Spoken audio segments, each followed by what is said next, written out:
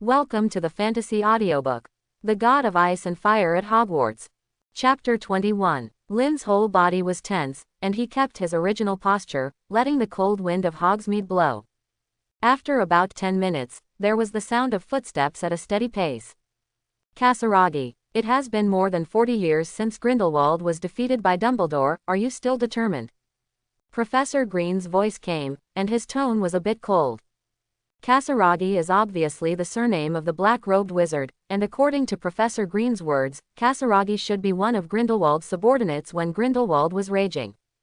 Kasaragi spoke, hoarsely, his tone full of hatred. I have been hunting you for more than 40 years, Green. You used that muggle weapon to hurt the great master. You were right. Master's humiliation. As a member of the Saints, I will definitely kill you. Hearing this, Professor Green chuckled. Master. Saint, Kasaragi, you are just a lost dog who was expelled from the Saints by Grindelwald himself. What qualifications do you have to say this? A word.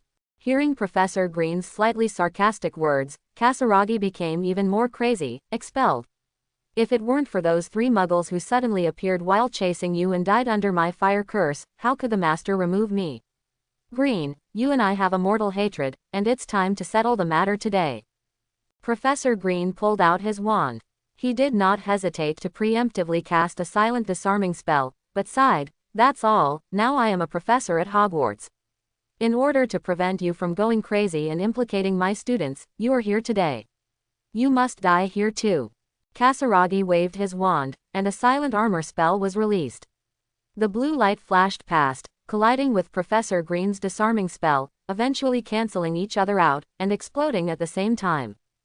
Thunderbolt explosion. Professor Green waved his wand again, and a dangerous yellow light burst out. While releasing the explosion curse, Professor Green waved his left hand gently, casting a silent and wandless spell.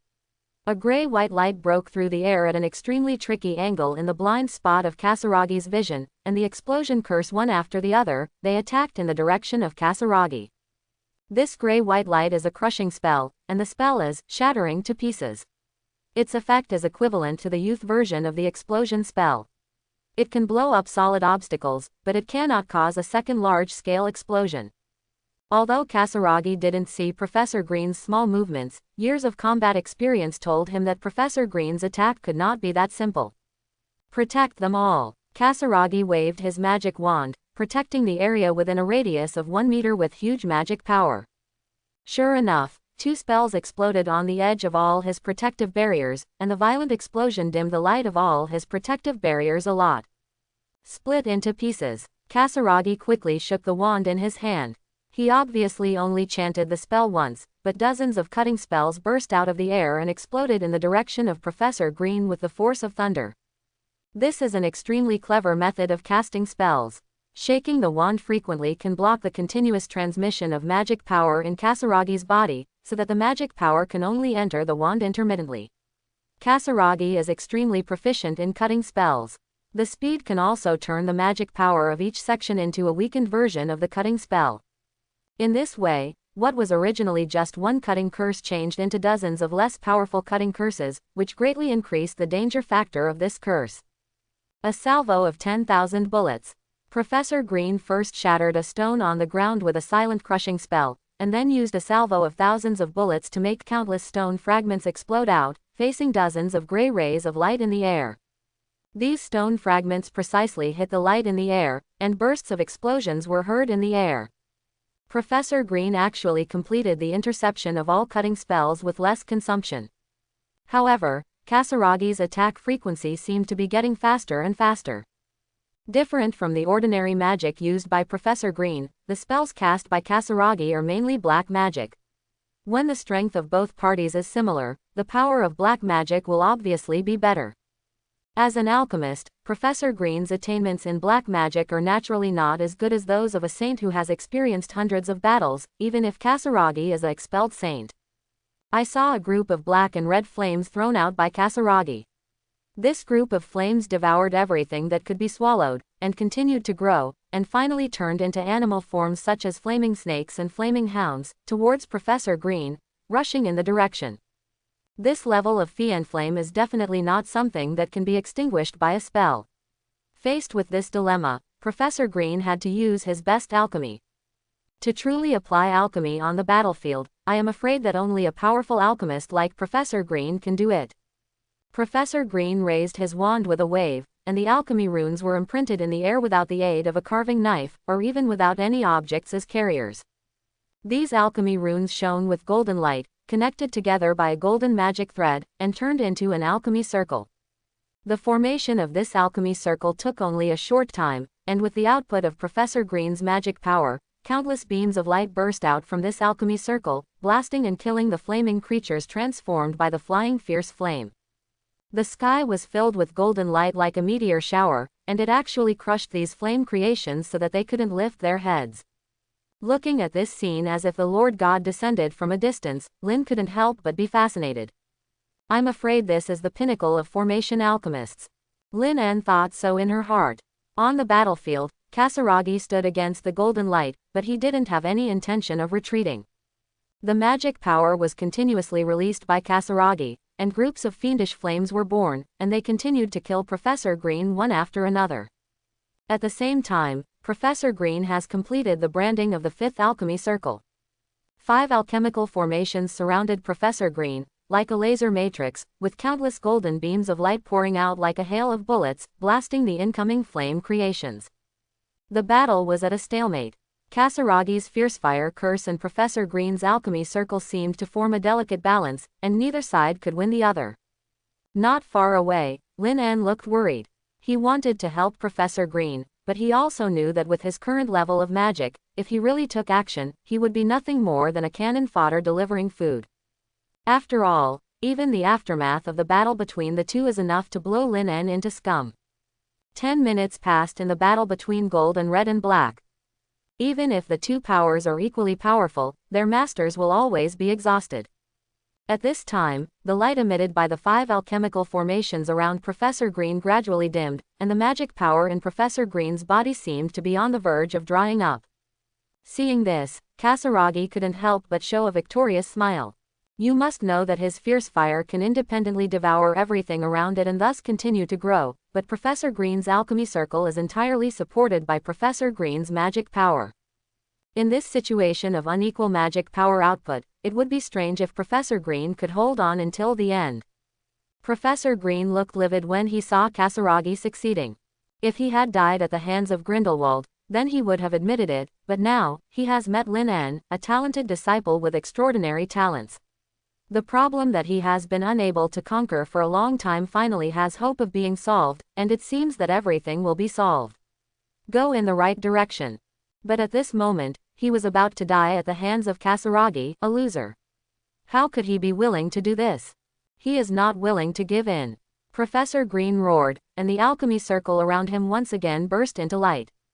However, the magic power is exhausted, and no one can replenish it with just a roar. Even if Professor Green is unwilling, he can only watch the alchemy circle around him dim again, and Li Huo the transformed hounds kept breaking through the line of defense, biting towards him. In the distance, Lin couldn't sit still anymore. Even if he is a human being in 2 lifetimes, Lin En can't just sit back and watch his mentor die. At this moment, an idea flashed in Lin's mind. He seemed to remember something, and he quickly fumbled for something in the canvas bag with the traceless stretching charm cast on his waist. Soon, Lin En's expression brightened, and he took out a 1-meter-long scepter from the canvas bag. Forbidden Magic Scepter. Looking at the exquisite scepter in his hand, Lin recalled Professor Green's introduction to the scepter in his mind. This scepter is a one-time activated magic forbidden scepter. It can burst out the power of the magic forbidden stone after you inject magic power, suppress the magic power within 100 meters, and make wizards within the range unable to cast magic like a squib. However, the anti-magic scepter can at most suppress or level magic power, and its effect on devil-level wizards is extremely limited. You know, at this time, Lin was just less than 100 meters away from the battlefield where Kasaragi and Professor Green were, and Kasaragi's strength obviously did not reach the level of a demon like Grindelwald, otherwise Professor Green would not have been able to fight with him. He has been fighting for so long. Please, Scepter of Forbidden Magic. Lin grabbed the magic forbidden scepter with all his strength, and at the moment when the hound transformed by the fierce fire pounced on Professor Green and was about to bite Professor Green's neck, he suddenly injected magic power into it. Buzz! A buzzing sound sounded, and a wave of light visible to the naked eye spread rapidly in all directions. In just an instant, the area of 100 meters with Lin En as the center was enveloped by the power of the magic forbidden scepter. Those hounds transformed by fierce flame disappeared without a trace as if they met dozens of horrors and chanted, all curses end, at the same time. Not only that, the light from the top of Kasaragi's wand and the dimmed alchemy circle around Professor Green all shattered and dissipated like smoke. How can it be? Feeling the magic power that was completely suppressed and unable to be mobilized in his body, Kasaragi exclaimed. Professor Green, on the other hand, looked in the direction of Lin with a complicated expression. After the power of the forbidden magic scepter was activated, Lin's phantom silk curse had expired, revealing Lin's original figure. I didn't expect that the gift I gave you would end up being used on myself. Professor Green smiled bitterly, patted the dust on his clothes after being knocked down by the fire hound, and stood up. Lin rushed over quickly. He took out the sharp, enchanted dagger given to him by Professor Green from his pocket and stabbed Kasaragi in the chest. Puff, puff, puff. Kasaragi didn't react for a while, but was stabbed 3 times in a row by Lin. However, because Lin stabbed too anxiously, none of his 3 stabs hit Kasaragi's vitals, which gave Kasaragi a chance to fight back. Lin, who had never experienced a real battle, was naturally no match for the experienced former saint.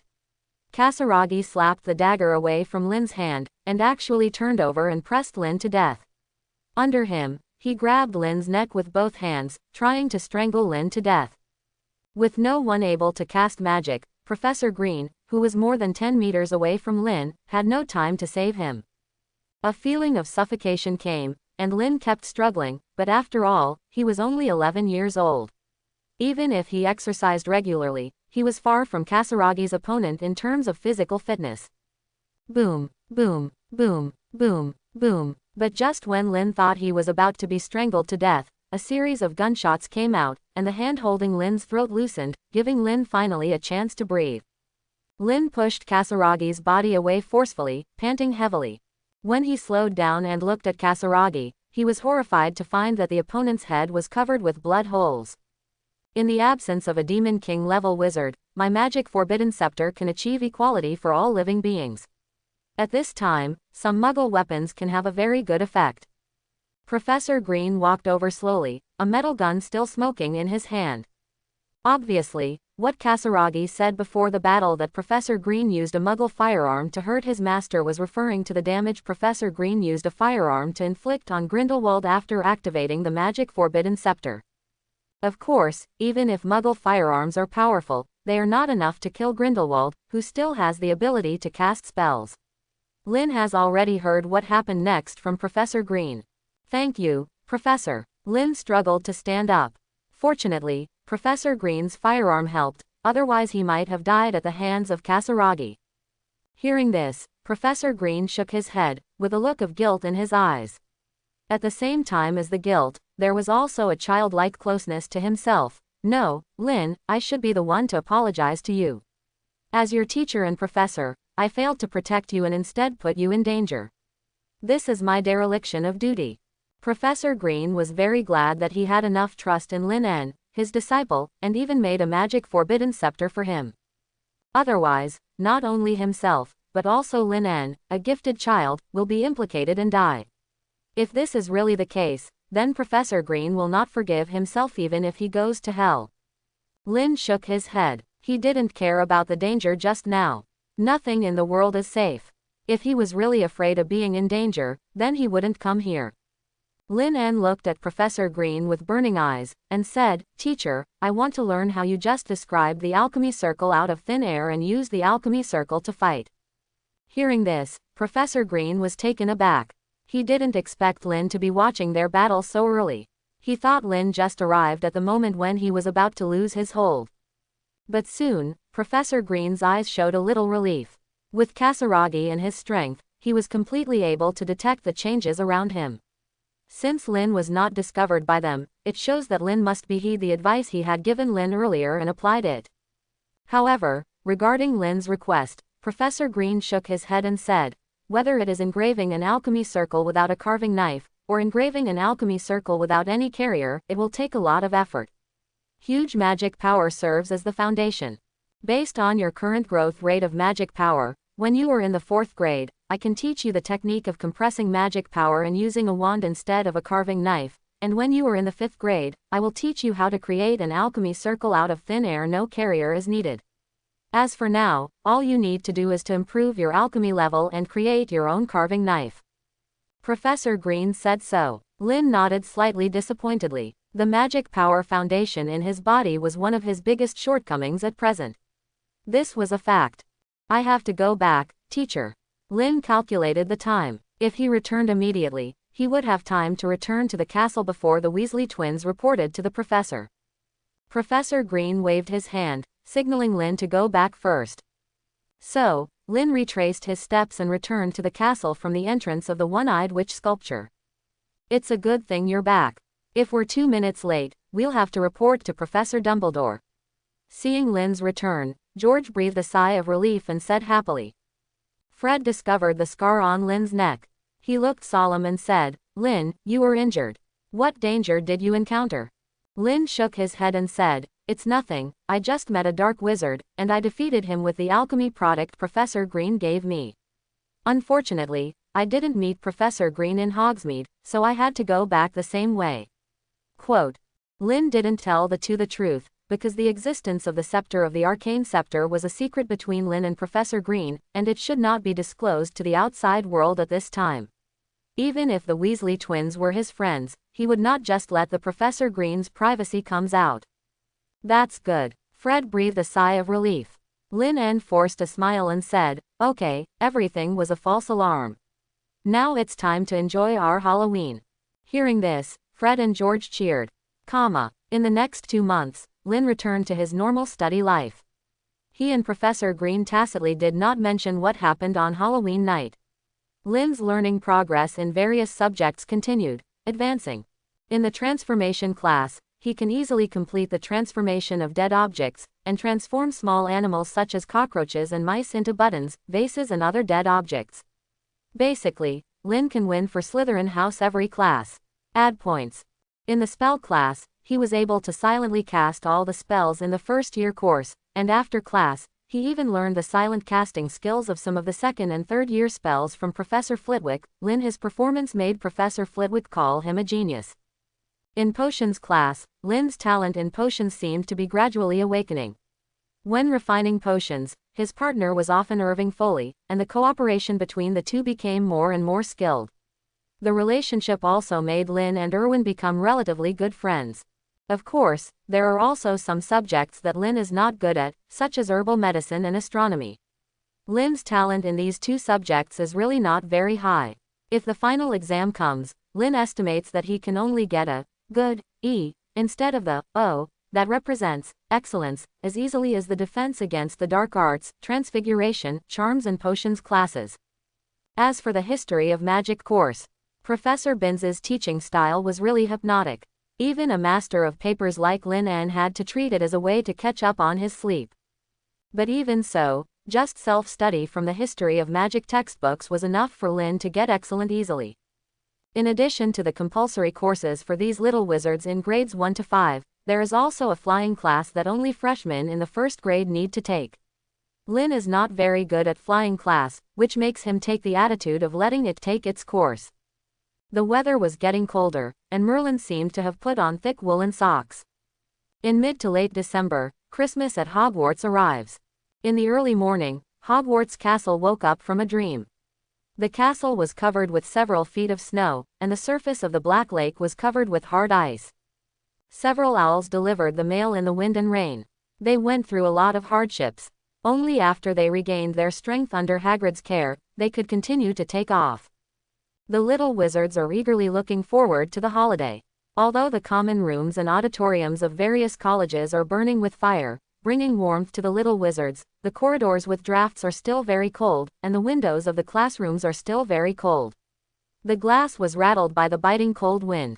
On Christmas Day, even Lin had a rare sleep in. When he got up, he found 7 presents at the foot of the bed. Lynn unwrapped the first gift that was wrapped in a boxy shape.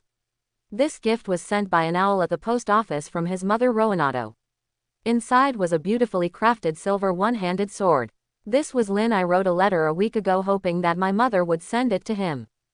For more than a month, Lin N's clothes have been engraved with alchemy circles, and there is no more engraving, and his other things are not suitable for engraving alchemy circles, so this one-handed sword, the arrival just solved his urgent need.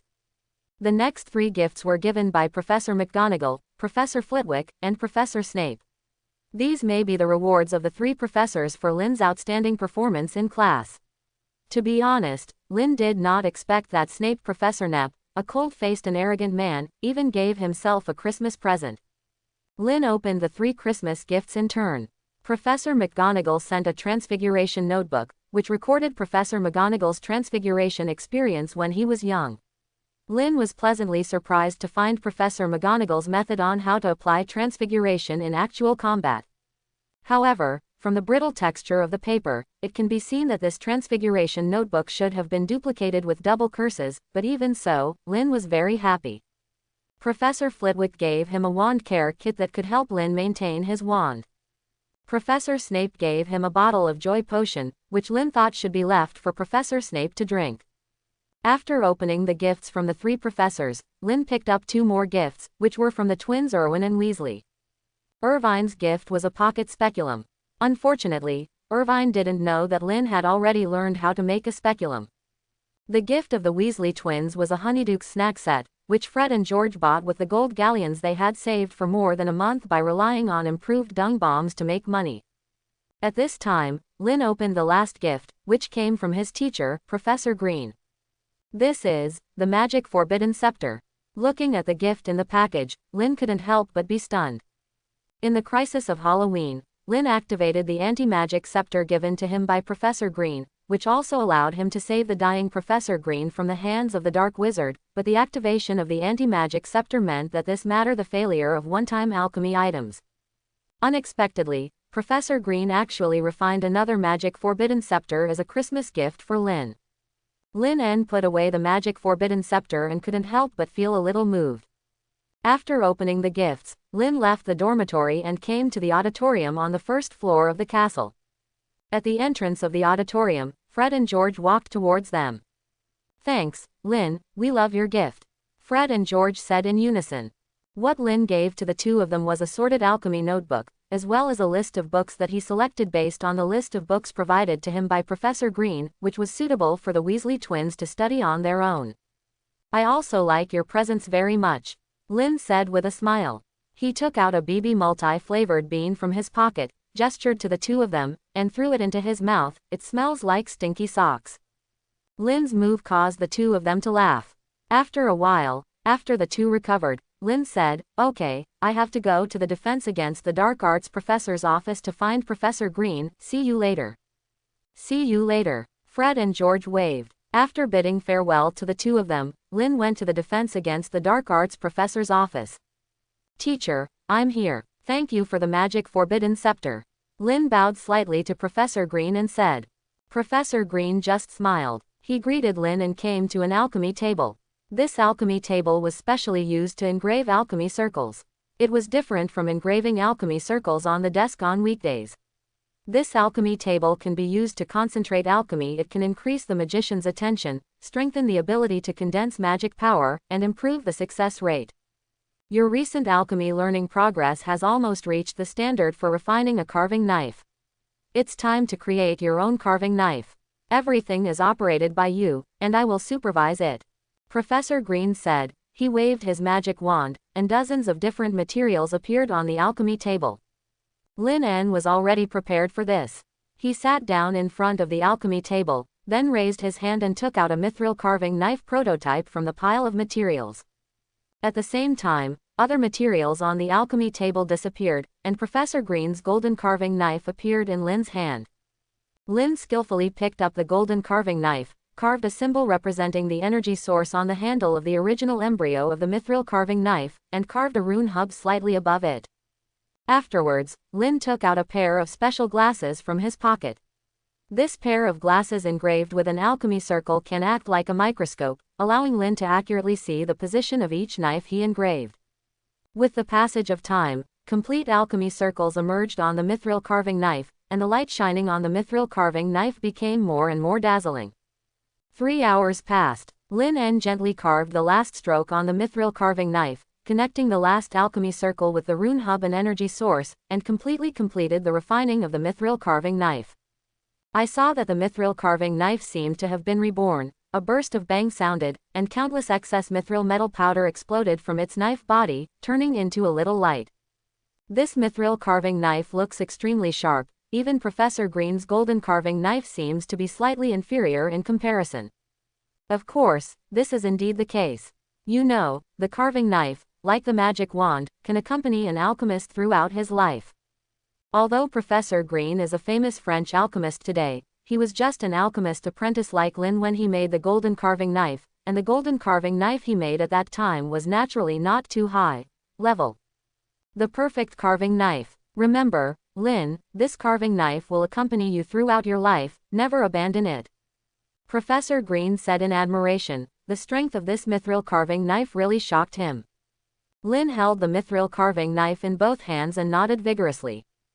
Professor Green turned around and took out a box from a cabinet not far away. This box was covered with alchemy circles. Professor Green handed the box to Lin En and said, "This box is used to store the carving knife. The alchemy circle on it has the effect of maintaining the carving knife." Lin opened the box, and the inside looked solid, but when Lin tried to put the mithril carving knife on it, the solid part inside the box began to twist and change, and finally a secret box just enough to hold Lin appeared. Silver carving knife space. Lin carefully put the box away and thanked Professor Green again. Professor Green said, "In the next half of the school year, you just need to continue to learn more alchemy runes to enrich your foundation. And our every Saturday class, I plan to teach you some practical skills. How about it?" In this more than a month, Lin En's attainments in alchemy have been no less than that of an ordinary alchemist, and deeper alchemy knowledge can only be obtained after Lin En's magic power reserve has increased a step. Get in touch with Lin. Therefore, Professor Green currently has nothing to teach Lin about alchemy. Lin was overjoyed when he heard Professor Green's words. He still clearly remembers the powerlessness he felt when he faced the Dark Wizard on Halloween, so the desire to improve his ability to use magic and improve his fighting skills has long filled Lin's heart. There was more than a week of Christmas holiday at Hogwarts, and Lin had no intention of wasting this time. Early the next morning, Lin found Professor Green, hoping to start his practical courses in advance. After learning about Lin's idea, Professor Green was a little surprised, but he readily agreed, "No problem. However, my office cannot accommodate a battle between us. You come with me." With that said, Professor Green took the lead in leaving the Defense Against the Dark Arts professor's office. Professor Green took Lin out of Hogwarts Castle and walked all the way to the Forbidden Forest. After walking for more than 10 minutes, the scenery in front of Lin En suddenly opened up. What was in front of Lin En was no longer an endless dense forest, but a huge open space with a radius of more than 100 meters. "This is a venue that Dumbledore and I specially set aside after applying. Our future practical classes will be held here. However, you'd better not come here alone without me to guide you, because there is an Acromantula tribe next to it, nest." Professor Green came to the center of the field and said to Lin. Lin nodded and followed closely into the venue. He put the wand on his chest, bowed slightly to Professor Green, and performed a duel etiquette. Before Lin could stand up straight, a red light burst from the direction of Professor Green. Lin understood that the battle had already begun. Armor protection. Lin quickly turned sideways to avoid the red light, and subconsciously cast an iron armor spell on himself. I saw a gray-white light in front of Lin En's left side colliding with the iron armor curse, and was eventually bounced away by the iron armor curse. Sure enough, Lin En exclaimed in her heart that it was so dangerous. After witnessing the battle between Professor Green and Kasaragi on Halloween night, Lin knew that Professor Green's moves would definitely not be that simple. As expected, while Professor Green silently cast the disarming spell, he also followed it with a silent crushing spell. If Lin hadn't been vigilant enough, he might have been tricked. The flames are blazing. Lin quickly chanted a spell, and a ball of flame flicked out from his wand. Although he has been able to cast spells silently, the fire spell cast by chanting the spell is often more powerful. The flames continued to spread in the air, forming a force that burned the sky and boiled the sea above the venue, shrouding in the direction of Professor Green. The water is as clear as a spring. Professor Green flicked his wand, and a stream of water shot out of the sky, facing the flames that filled the sky. The flames collided with the water flow, and countless steam exploded, covering the entire battlefield. Their vision was blocked by thick white fog, and neither of them could see the other. Lin En cast a whispering spell on himself, silencing the sound of his footsteps, and then started running, changing his position. Lin waved his wand and cast several silent disarming spells at Professor Green's original position, but received no response. Seeing this, Lin understood that Professor Green must have used the same method as himself. At this moment, a cutting spell came through the air and narrowly missed Lin En's shoulder. Lin En was so frightened that he sped up and ran faster. While running, Lin En also quickly cast 3 disarming spells. These 3 disarming spells went in the direction where the cutting spell came from, and to the left and right sides of this direction. Lin's prediction was correct. The disarming spell shot to the right was blocked by the iron armor curse, but this iron armor curse also exposed Professor Green's position. So, Lin quickly cast the spell, raised his left hand, and used wandless casting to throw out a large ball of flames from the palm of his left hand. The flames expanded rapidly, shrouding Professor Green from all directions, and Professor Green's front was blocked by Lin's numerous spells, which prevented him from changing positions before the flames surrounded him. Lin En couldn't help but smile. In his opinion, he had passed this practical training. The battle between Lin and Professor Green was just a practical lesson, so Professor Green did not use alchemy to fight, and Professor Green also suppressed his own magic power to the same level as Lin, which gave Lin the opportunity to besiege Green. Opportunities to teach. But just when Lin thought he was sure of victory and was about to pop the champagne at half-time, something unexpected happened. In the blind spot of Lin En's vision, the stones on the ground suddenly bulged upwards. These stones suddenly turned into a dozen thigh-thick pythons, winding towards Lin En at lightning speed. These pythons quickly wrapped around Lin's thighs, waist, arms and neck, holding Lin firmly in place. The last python swooped over flexibly, and first flicked its tail and knocked the wand out of Lin's hand. Then he locked Lin's left hand tightly with his own body and interrupted his wandless flame spell. Without the supply of magic power, the flames that were about to burn to the corners of Professor Green's clothes instantly lost control and were easily extinguished by Professor Green. In battle, enemies tend to pay attention to the magic spells coming from the front and ignore the magical effect of transformation. If you can use transformation skillfully and combine it with actual combat, then it will definitely bring you special effects. What a surprise! Professor Green stepped forward with a smile. He waved his magic wand, and the python wrapped around Lin's body suddenly lost its vitality and turned back into its original stone. Lin couldn't help but smile bitterly. Was it because he didn't want to use it?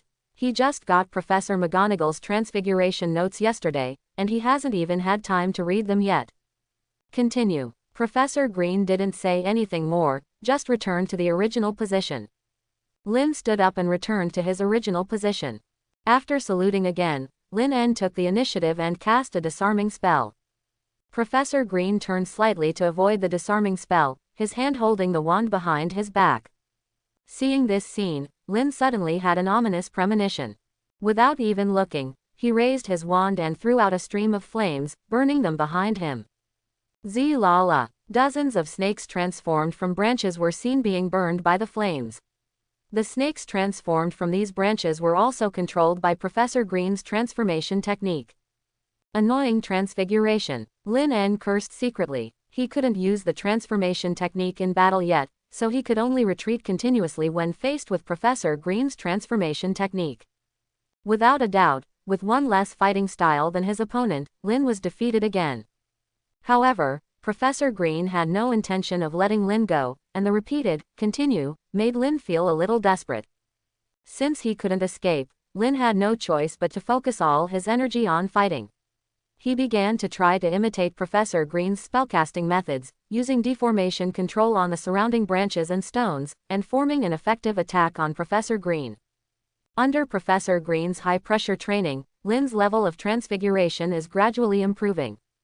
After Lin was exhausted and the magic power reserve in his body was depleted, Professor Green finally shouted, "Stop," and took Lin back to Hogwarts Castle. Returning to the Slytherin dormitory, Lin suppressed his sleepiness and read the transfiguration notes given to him by Professor McGonagall before falling asleep. The next day, Lin got up early and reviewed Professor McGonagall's transfiguration notes again, especially the part that taught him how to apply transfiguration in actual combat. Lin even experimented in the dormitory. It wasn't until he successfully turned the quilt into a venomous snake and was able to wield it like an arm that he was satisfied with changing it back to its original state and went to the auditorium for breakfast. The Christmas holidays are the happiest days of the year for little wizards, but it is extremely painful for Lin. Professor Green will never give up until he can't even produce a fluorescent flash in every day's practical lessons. In the past few days, Lin was in pain and happiness. The magic power in his body repeated the process of emptying, filling, and emptying again. Lin's strength was improving subtly. Whether it was spells or transformations, Lin was in under Professor Green's special training, they have reached the level of ordinary aurors. You know, Lin is only in the first grade now.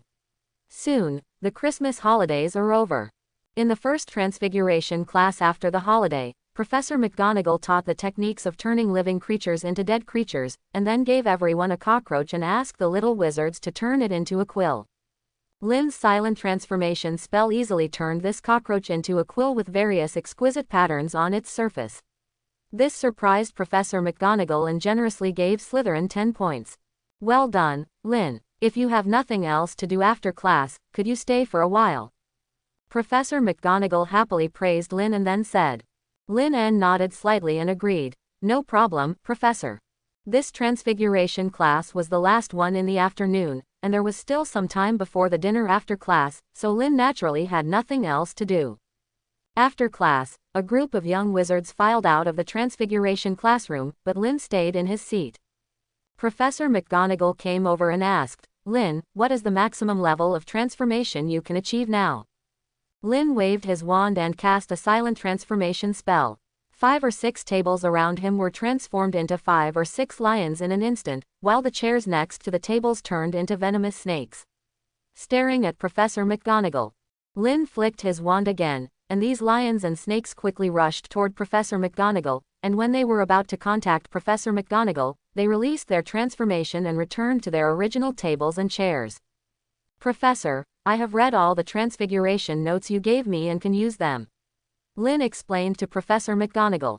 Professor McGonagall, who had seen strong winds and waves, would not be frightened by the previous lions and poisonous snakes, but Lin, a first-year freshman, actually had such a level of transfiguration, which really surprised her. Professor McGonagall's eyes softened when she looked at Lin. Anyone would like a good student who is talented and diligent in learning.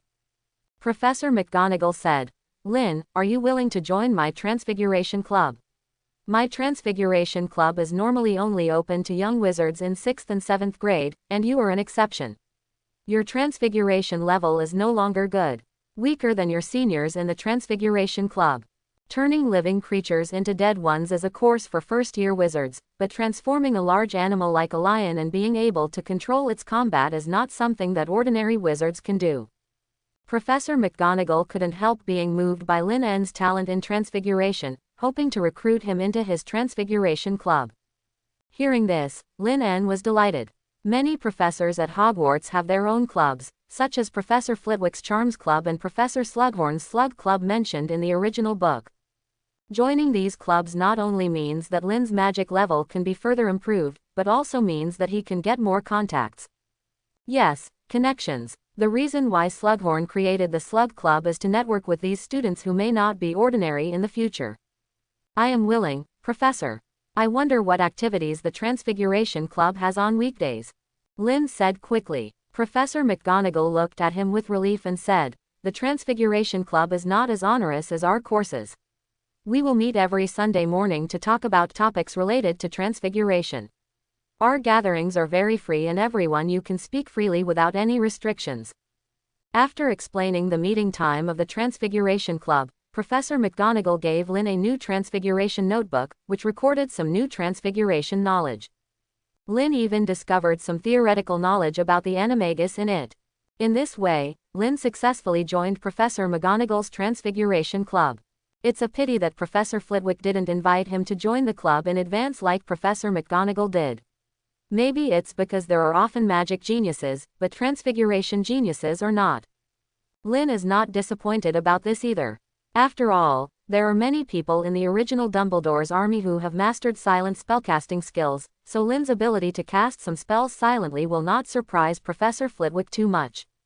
Perhaps the silent and wandless fire spell could be Lynn's ticket to the Charms Club, but Lynn didn't want to reveal his trump card prematurely to anyone other than his family and teachers, even Weasley. In front of the twins, he only showed off his silent spellcasting skills. Moreover, Lynn believed that he would definitely receive an invitation from Professor Flitwick in a few years, so there was no need for him to act too hastily.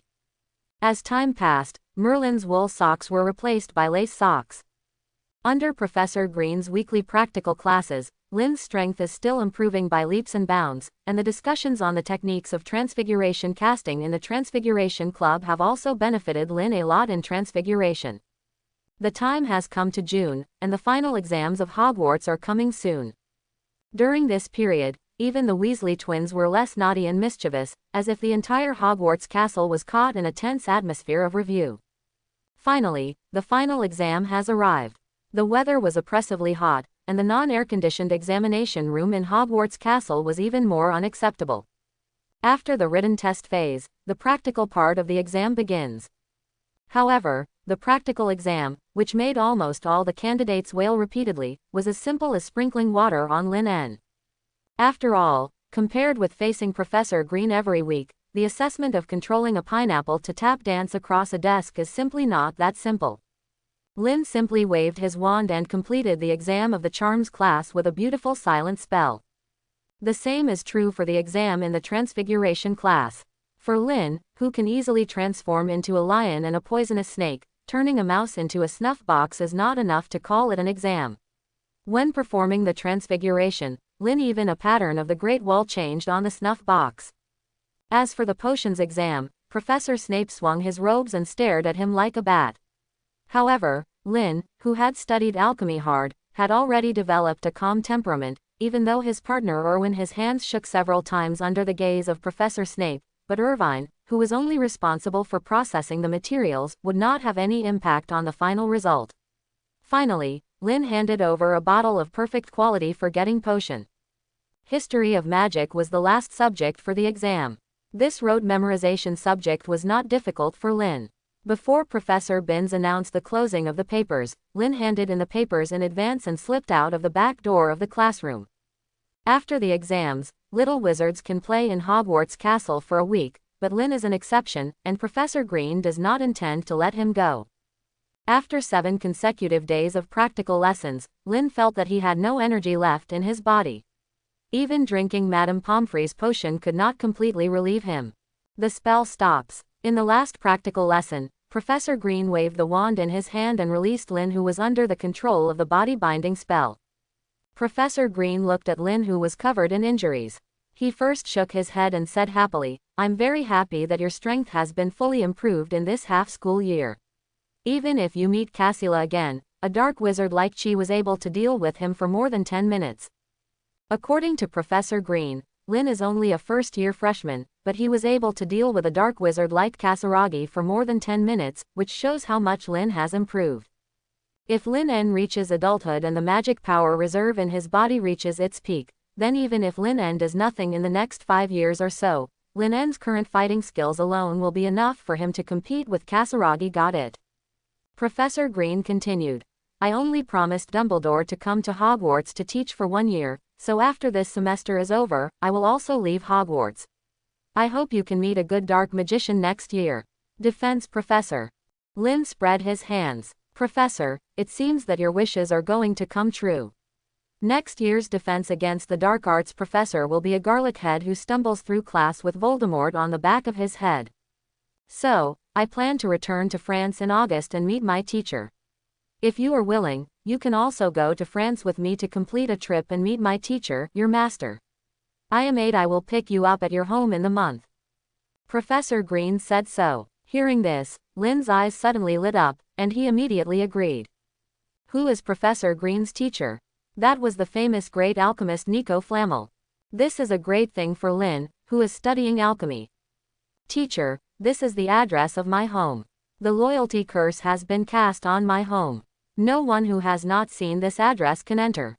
Lin wrote the address of Roll Manor on a piece of paper and handed it to Professor Green.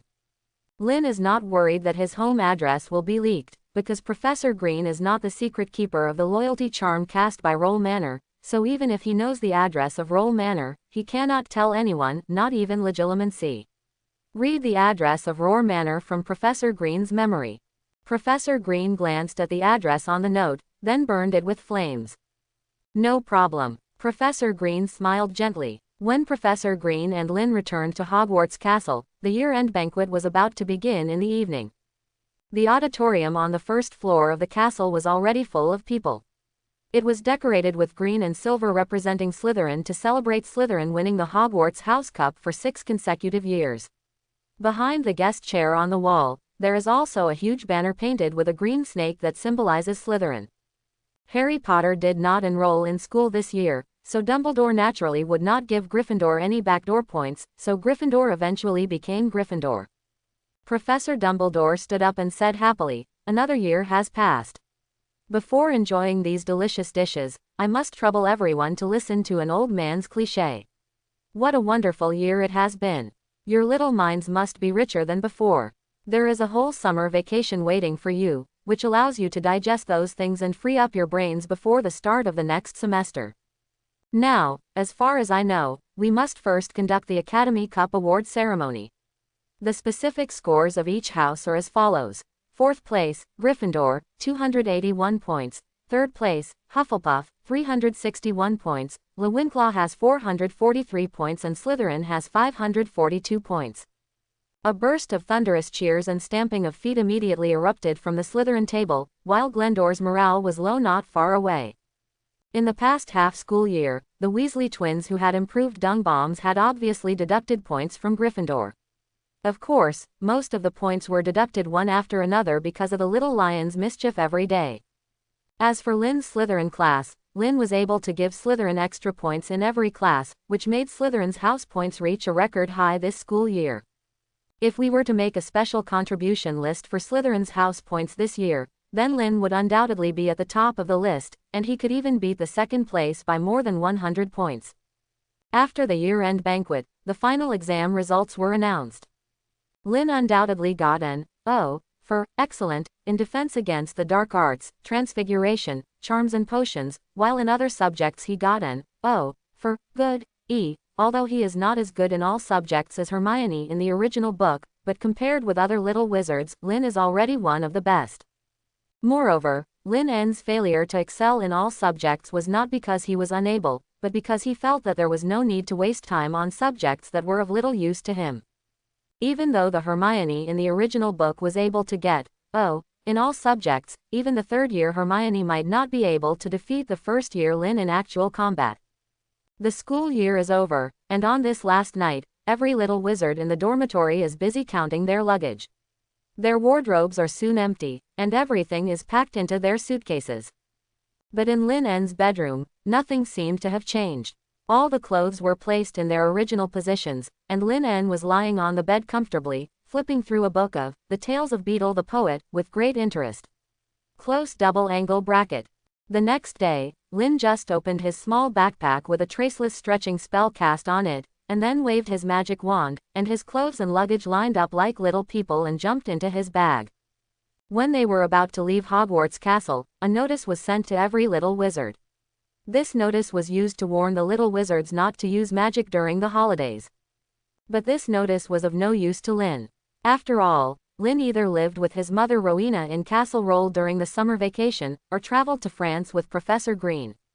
The traces attached to the notice were silk can only detect traces of spell casting within a certain area, but cannot accurately identify the person who cast the spell. Therefore, even if Lin N cast spells wantonly, Zongxi cannot tell whether the magic was cast by Lin N or by the adult wizard around him. Moreover, even if Lin is not around other adult wizards, he has already learned the wandless casting skills of fire spells. He is not what the Ministry of Magic calls traces. Lin is now trying to cast other spells without a wand. So far, he has successfully cast the two most basic spells, the glowing curse and the floating curse, without a wand. After leaving Hogwarts Castle, Lin and a group of young wizards once again took the fleet led by Hagrid across the Black Lake and boarded the Hogwarts Express. With villages and verdant woods passing by the train window, the Hogwarts Express finally entered the city and stopped at Platform 9 of King's Cross Station. On the other side of the partition, an Auror dressed as an old guard maintained order as the young wizards filed through. "See you next semester, Lin. Remember to write to us." Fred and George waved to Lin and walked towards the Weasleys, who had been waiting for a long time. Charlie and Percy had already joined their parents ahead of them, and Mrs. Weasley looked at her children with a smile. After the Weasley twins came closer, Mrs. Weasley noticed Lin, who was alone not far away. "Kid, come here quickly. I've heard from Fred and George about you, and I have to thank you for taking care of them this year," Mrs. Weasley said to Lin with a smile. She didn't seem to care at all that there had been a Death Eater in Lin's house. Lin bowed slightly to Mrs. Weasley and said humbly, "No, Fred and George also helped me a lot." In fact, Lin felt a little guilty towards Mrs. Weasley. After all, the reason why the Weasley twins were able to get into so much trouble this school year was that his improved dung bomb was a major factor. After saying goodbye to the Weasley family, Lin walked to a deserted corner, where the house elf Gale had been waiting for him for a long time. Snapped. Lin grabbed Gale's wrinkled hand, and with an explosion of air, the two disappeared from the spot. Roll Manor, first floor of Roll Castle. "Mom, I'm back." Lin was extremely happy and walked in from the castle gate with Gale. He handed Gale his small backpack and asked her to take him back to the bedroom for him, and then came to his mother Rowena. Although he is a reborn person, Rowena is also his real mother in this life, and the relationship of 11 years of dependence is irreplaceable. Having not seen her child for a year, Rowena, who is strong in heart, is also full of longing for her child at this moment. On the sofa in the living room, Lin and Rowena sat together. The black and white TV set not far away bought from the Muggle world played the news of the Muggle world, while Lin talked with Rowena in detail, telling about his life in Hogwarts this year. After learning that Lin had worshipped a good teacher and learned alchemy, Rowena was surprised and proud of Lin. After learning about the danger Lin encountered on Halloween night, Rowena felt extremely frightened and a little scared. She almost lost her only child. After learning that Professor Green's practical lessons for Lin had greatly increased Lin's strength, Rowena's emotions towards Professor Green became very complicated. She wanted to thank Professor Green for accepting her child as a disciple and for helping her child. She became stronger and stronger, but the matter of the Black Wizard Kasaragi made her complain a little to Professor Green. "Mom, you don't have to worry about it. I took the initiative to help Professor Green on Halloween night. Besides, nothing really happened to me, right?" Lin comforted her mother, finally letting her put down her worries. Rowena looked at Lin and asked softly, "You said you have learned some wandless casting of magic spells and silent wandless casting of fire spells. Can you show it to me?" Of course Lin would not refuse. He did not pull out his wand, but waved his left hand, and a ball of flame quickly rose from his palm, beating and changing in the air according to his thoughts. Wingardium Leviosa. Lin withdrew the flame and recited the levitation curse again. The glass of water in front of the two of them floated steadily and floated in front of Rowena.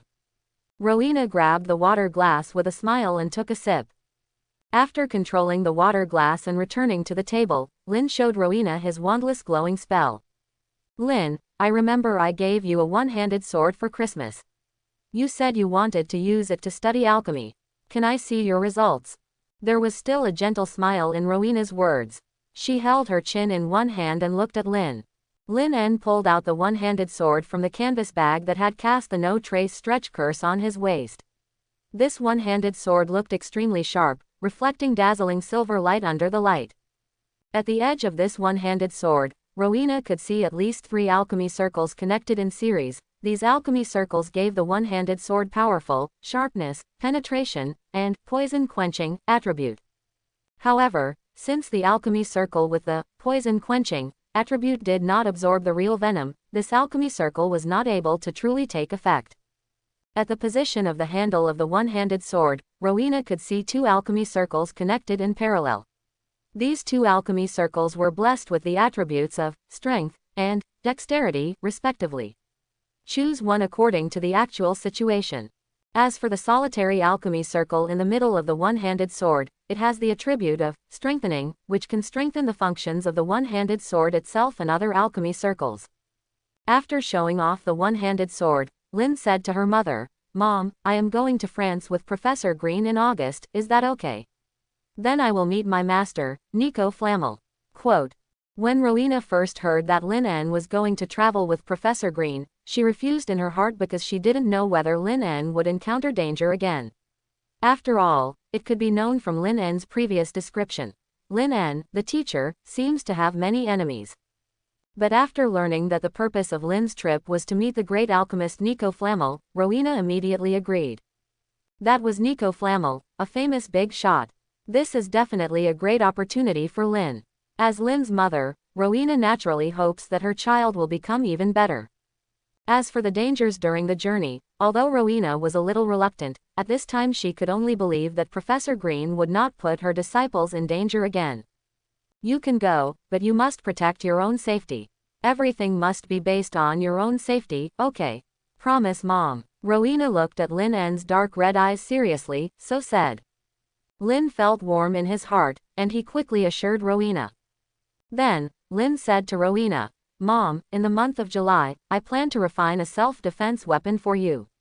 Do you have any weapons that you are good at?" Hearing this, Rowena laughed dumbly and said, "Lin, we wizards rely on wands to solve problems, and we don't use melee weapons at all." Lin said seriously, "However, wizards are no different from muggles after losing their magic power. I have learned the refining method of the forbidden magic stone from my teacher, and I can even refine a weakened version of the forbidden magic wand. After the magic power is disabled, melee weapons are definitely a good method. Mom, you should practice more frequently."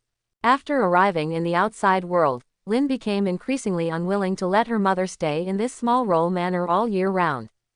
He hoped that his mother could come to the outside world and see the changes in the outside world over the years, but he did not want his mother to be in danger.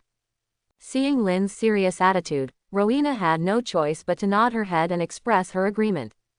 So, Lin En locked herself in the study again, carving the alchemy circle day after day, and refining a weapon that was unique to Rowena. During this period, Lin's meals were all delivered to Lin's room by the house elf Gale. Gale even had to minimize the sound of air explosions when apparating, so as not to affect Lin's alchemy.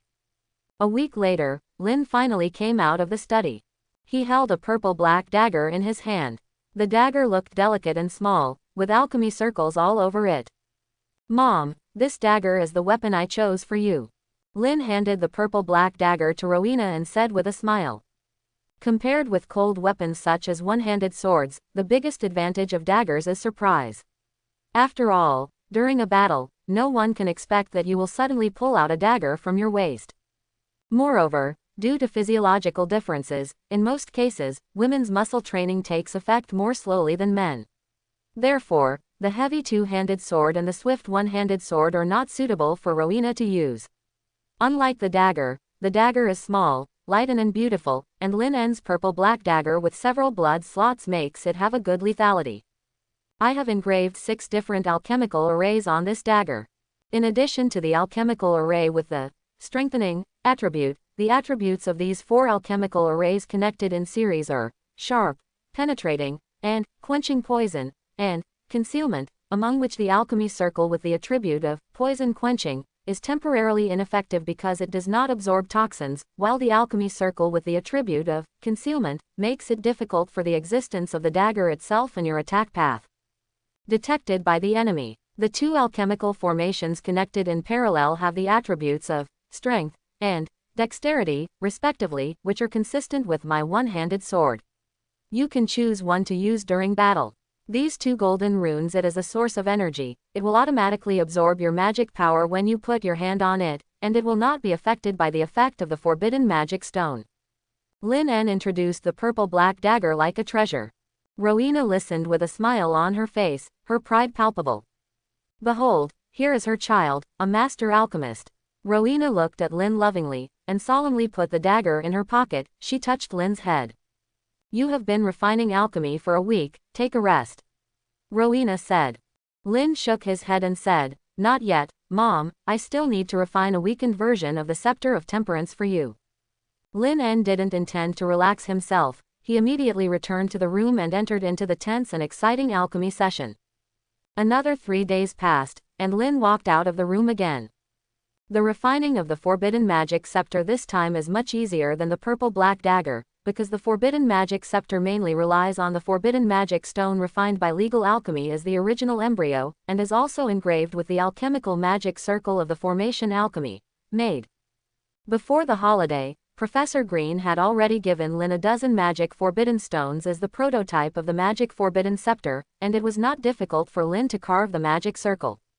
However, due to the different levels of alchemy, Lin's magic forbidden scepter is slightly inferior to the magic forbidden scepter refined by Professor Green in terms of power, but even so, it can completely block the magic of dark wizards like Kasaragi, able to do. After handing the magic forbidden scepter to Rowena, Lin finally relaxed.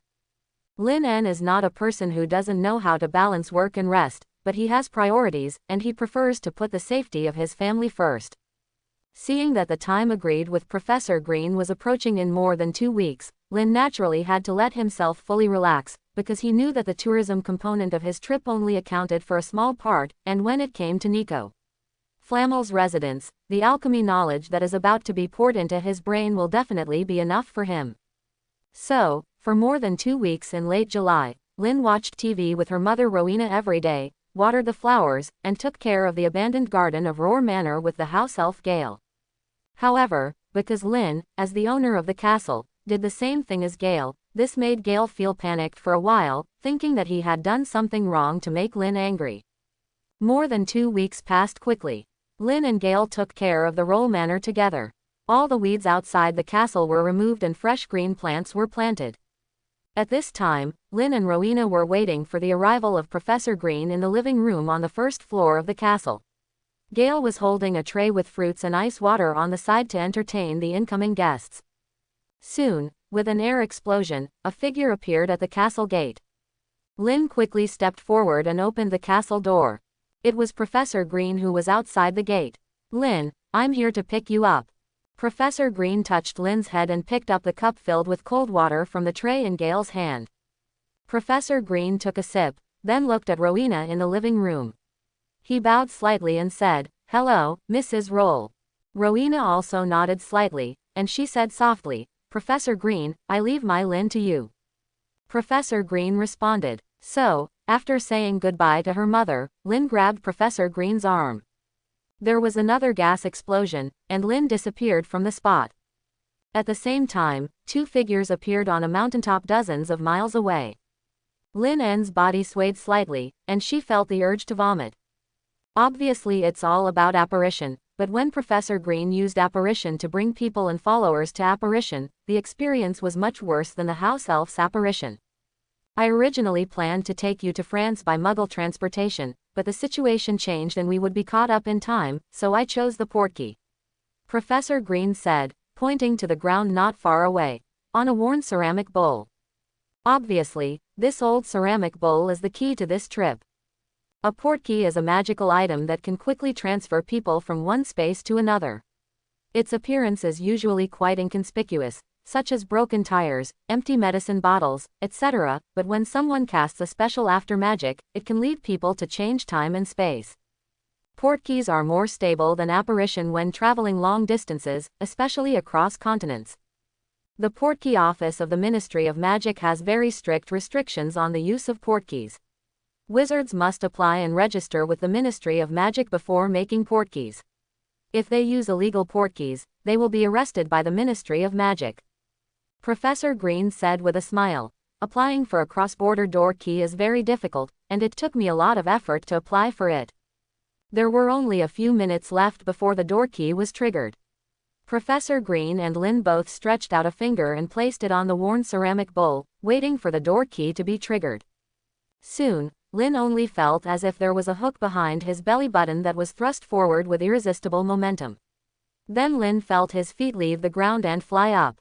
He was like a gust of wind.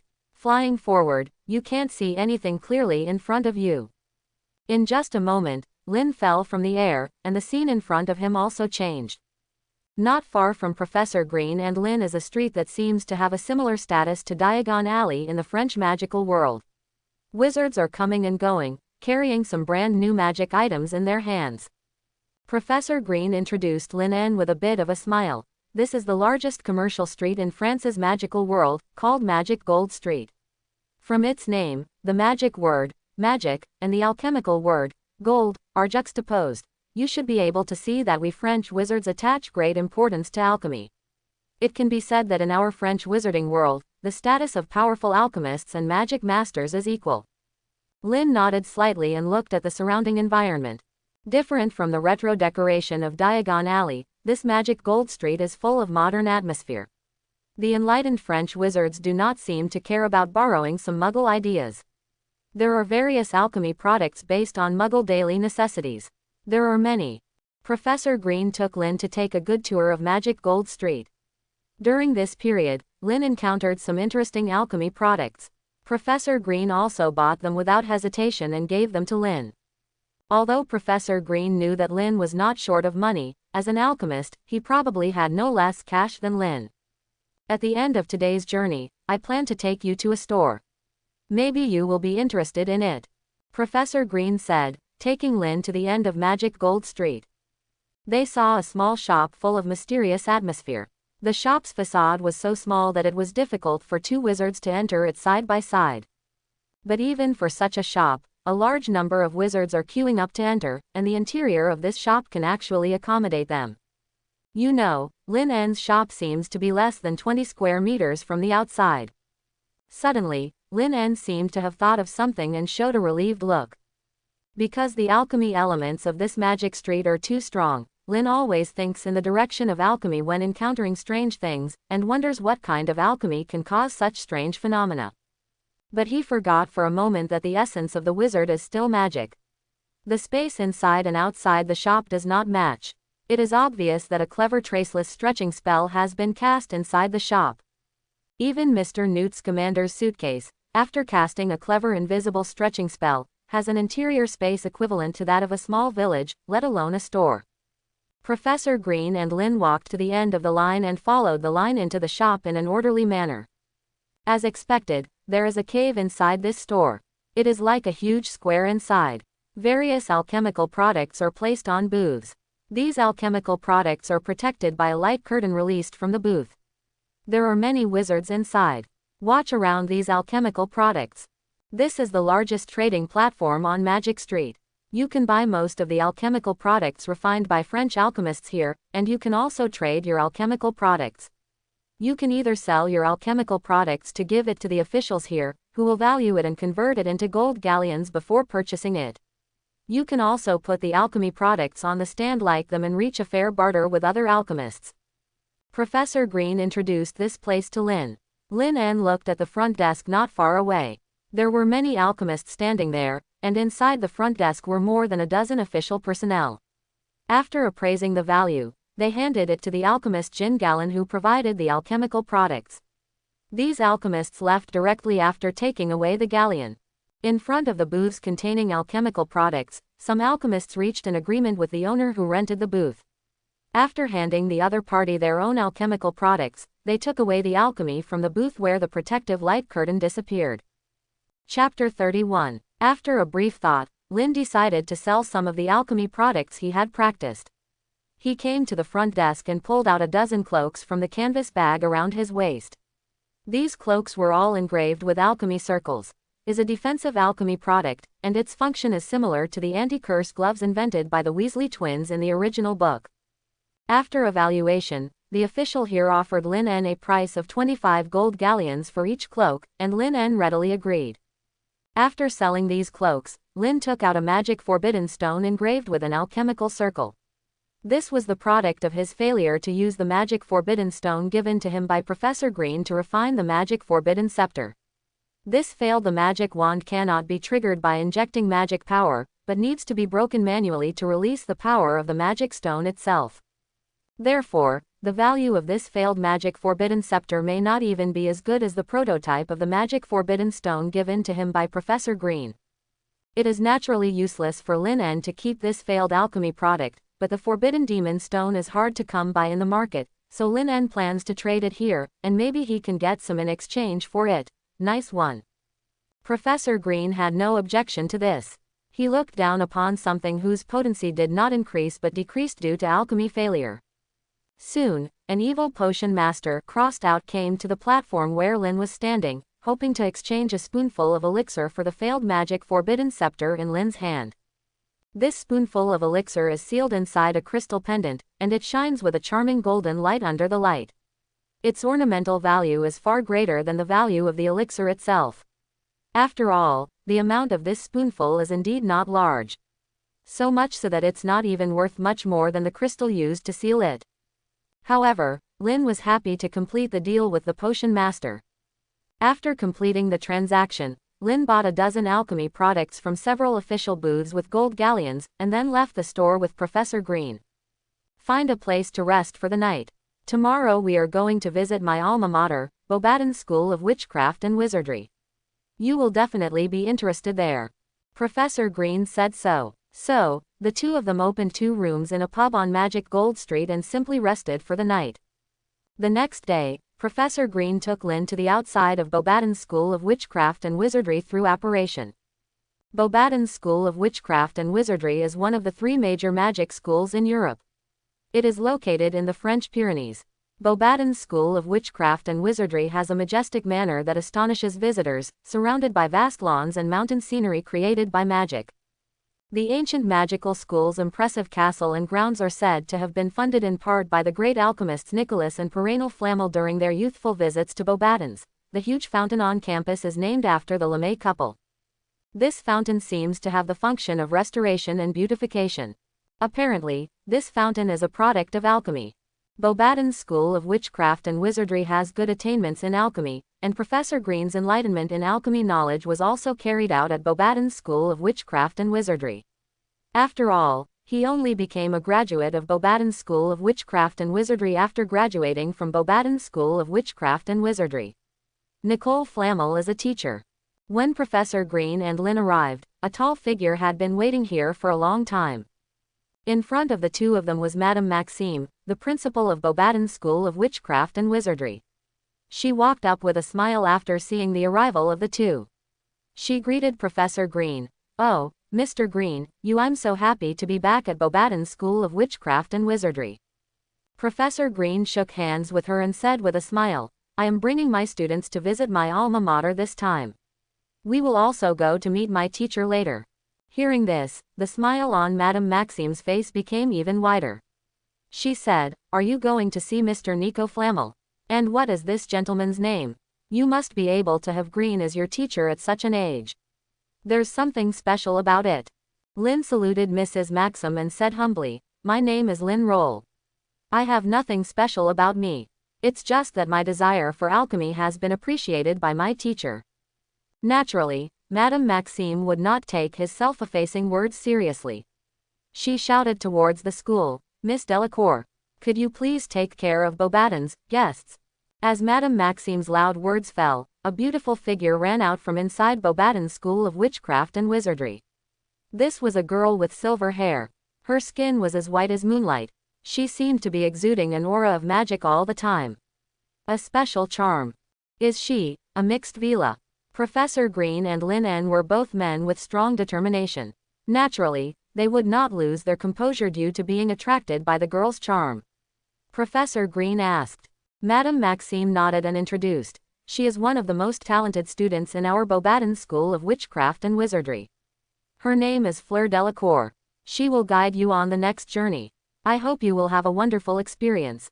As the principal of Bobaton School of Witchcraft and Wizardry, Madame Maxime naturally cannot accompany the two of them all the time. At this time, Miss Fleur Delacour came forward. She saluted Professor Green generously and said, "Hello Mr. Green, I am Fleur Delacour.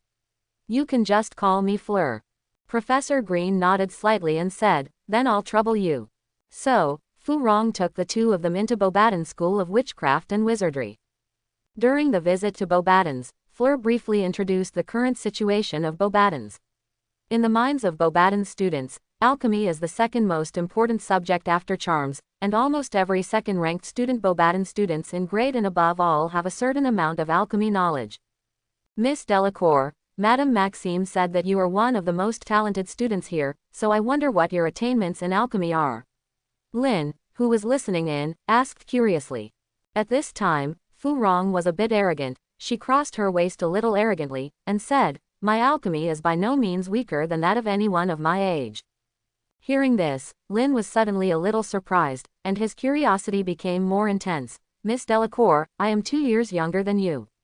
I wonder if I can compete with you in my alchemy knowledge."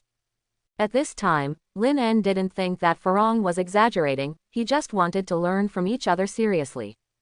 Fleur was also a little surprised. She said, "Mr. Roll, you are not a French wizard, are you? Do you know how to do alchemy?"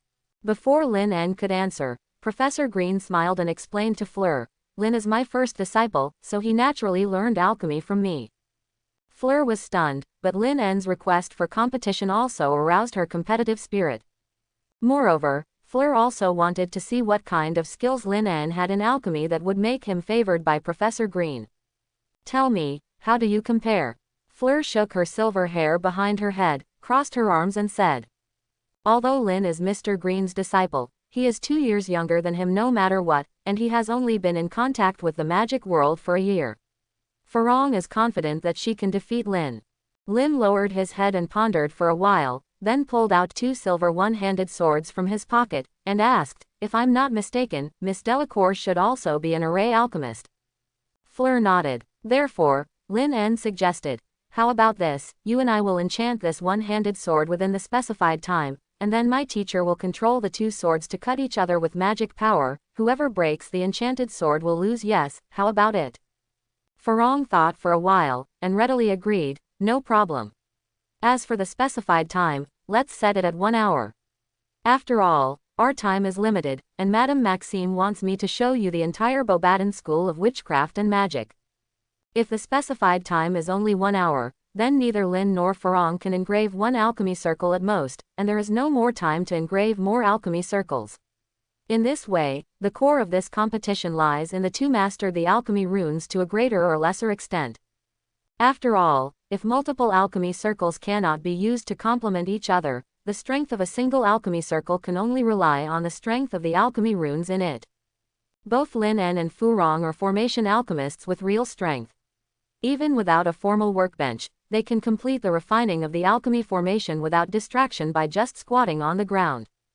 Lin took out his mithril carving knife, and he quickly used the mithril carving knife to carve an energy source symbol and rune hub on the handle of the one-handed sword, and then began to think about the alchemy rune he was about to carve.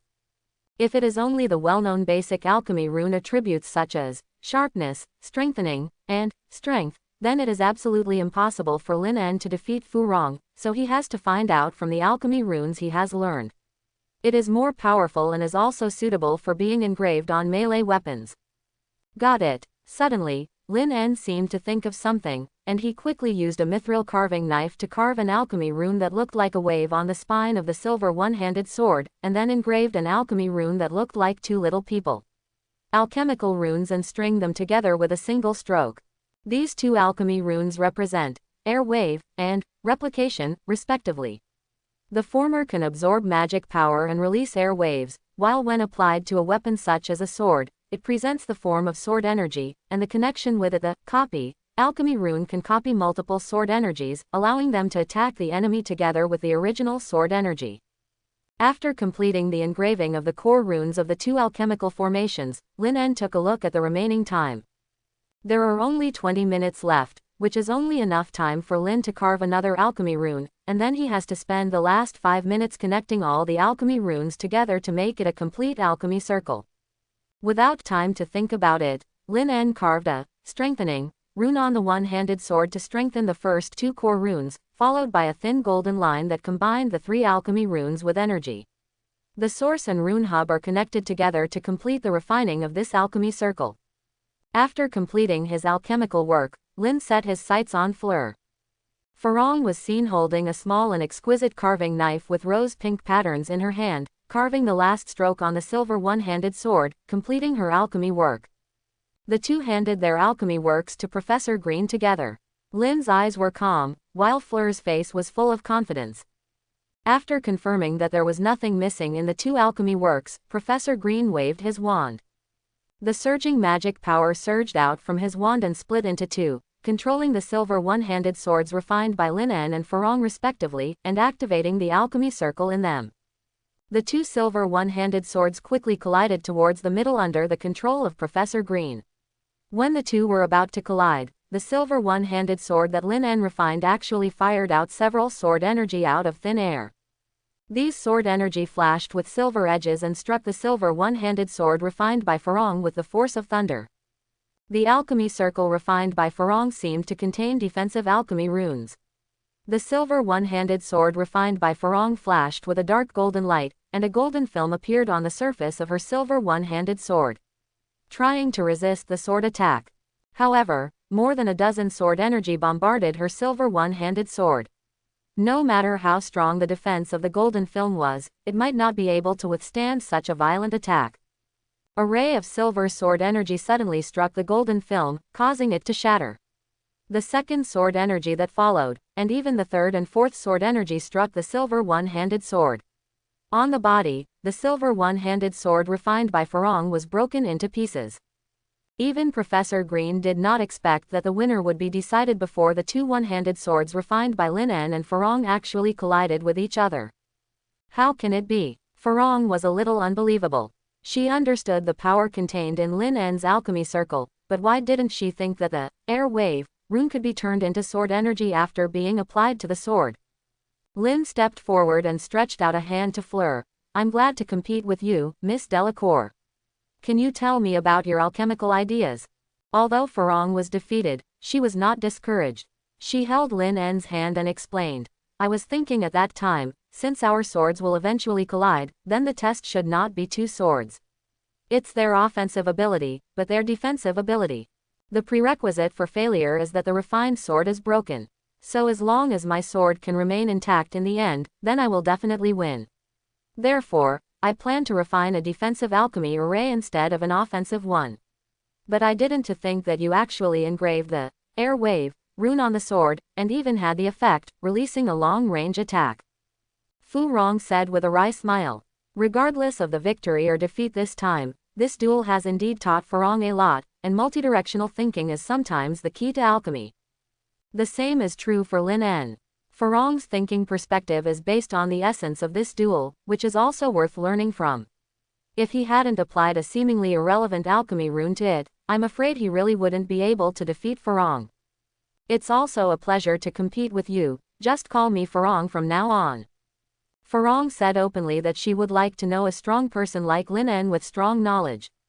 I'm going to get my college entrance examination results this afternoon, so I'm a little nervous. Well, Fleur, just call me Lin from now on. Lin nodded with a smile.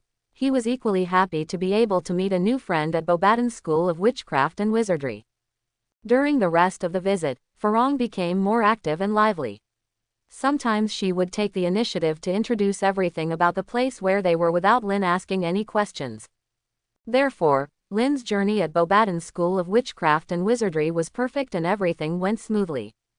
When they were about to part with Fleur, Fleur was even a little reluctant to part with her. After all, the witches at the same school who were ambitious and underhanded were jealous of her because of her strength and hated her because of her mixed Vila identity. She really didn't want to be with those classmates. The witches stayed together. But Lin and Professor Green were different. They were completely unaffected by Fleur's hybrid Vila's special charm, which made Fleur feel equal.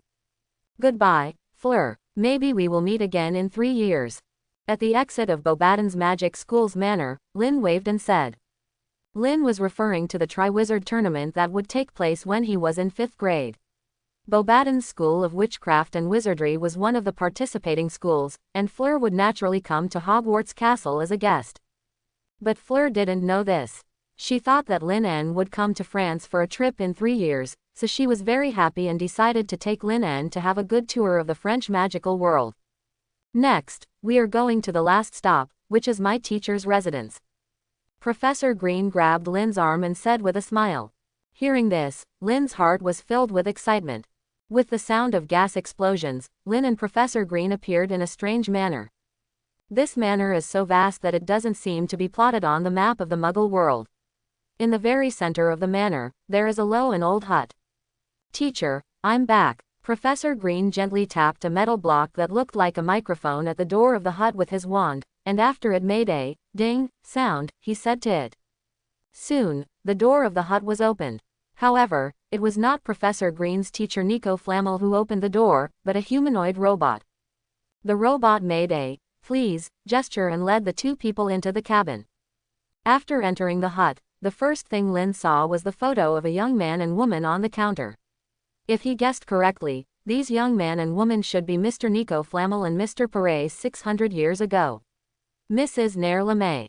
After walking a few steps further inside, Lin saw a skinny little old man on the sofa in the cabin, and next to the little old man was an old lady whose hair had completely fallen out.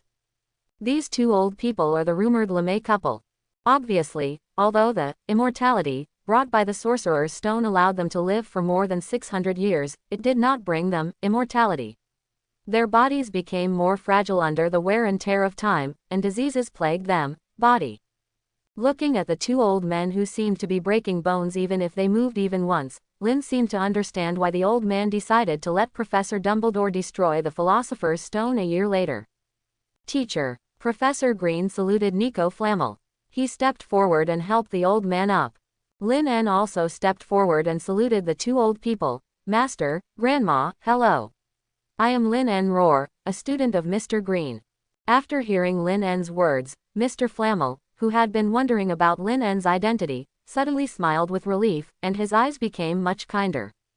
I didn't expect that it's time for this little guy Wallison to accept a disciple. Come on, Lin, sit down quickly and let Master take a good look. Nico Flamel said with a smile. He greeted Lin. You know, since the incident when Grindelwald was raging, his apprentice Wallison Green has been sluggish, even his eyes are empty, and now Wallison has cheered up and even collected his own disciple. How can this not make this old man feel gratified? Naturally, Lin En would not refute the old man's face, so he sat beside the old man obediently. Nico held Lin's hand and asked kindly like an elder, Lin, how have you been studying alchemy recently? I wonder if Wallison has taught you well. Lin told Nico about his alchemy learning status. Nico nodded slightly. He held Lin's hand a little harder, and Lin felt a strange magic power entering his body along the old man's hand. Lin didn't struggle, but obediently allowed the magic power to flow through his body. That's it. It seems that your magic power has grown much faster than your peers. Wallison is still not experienced enough.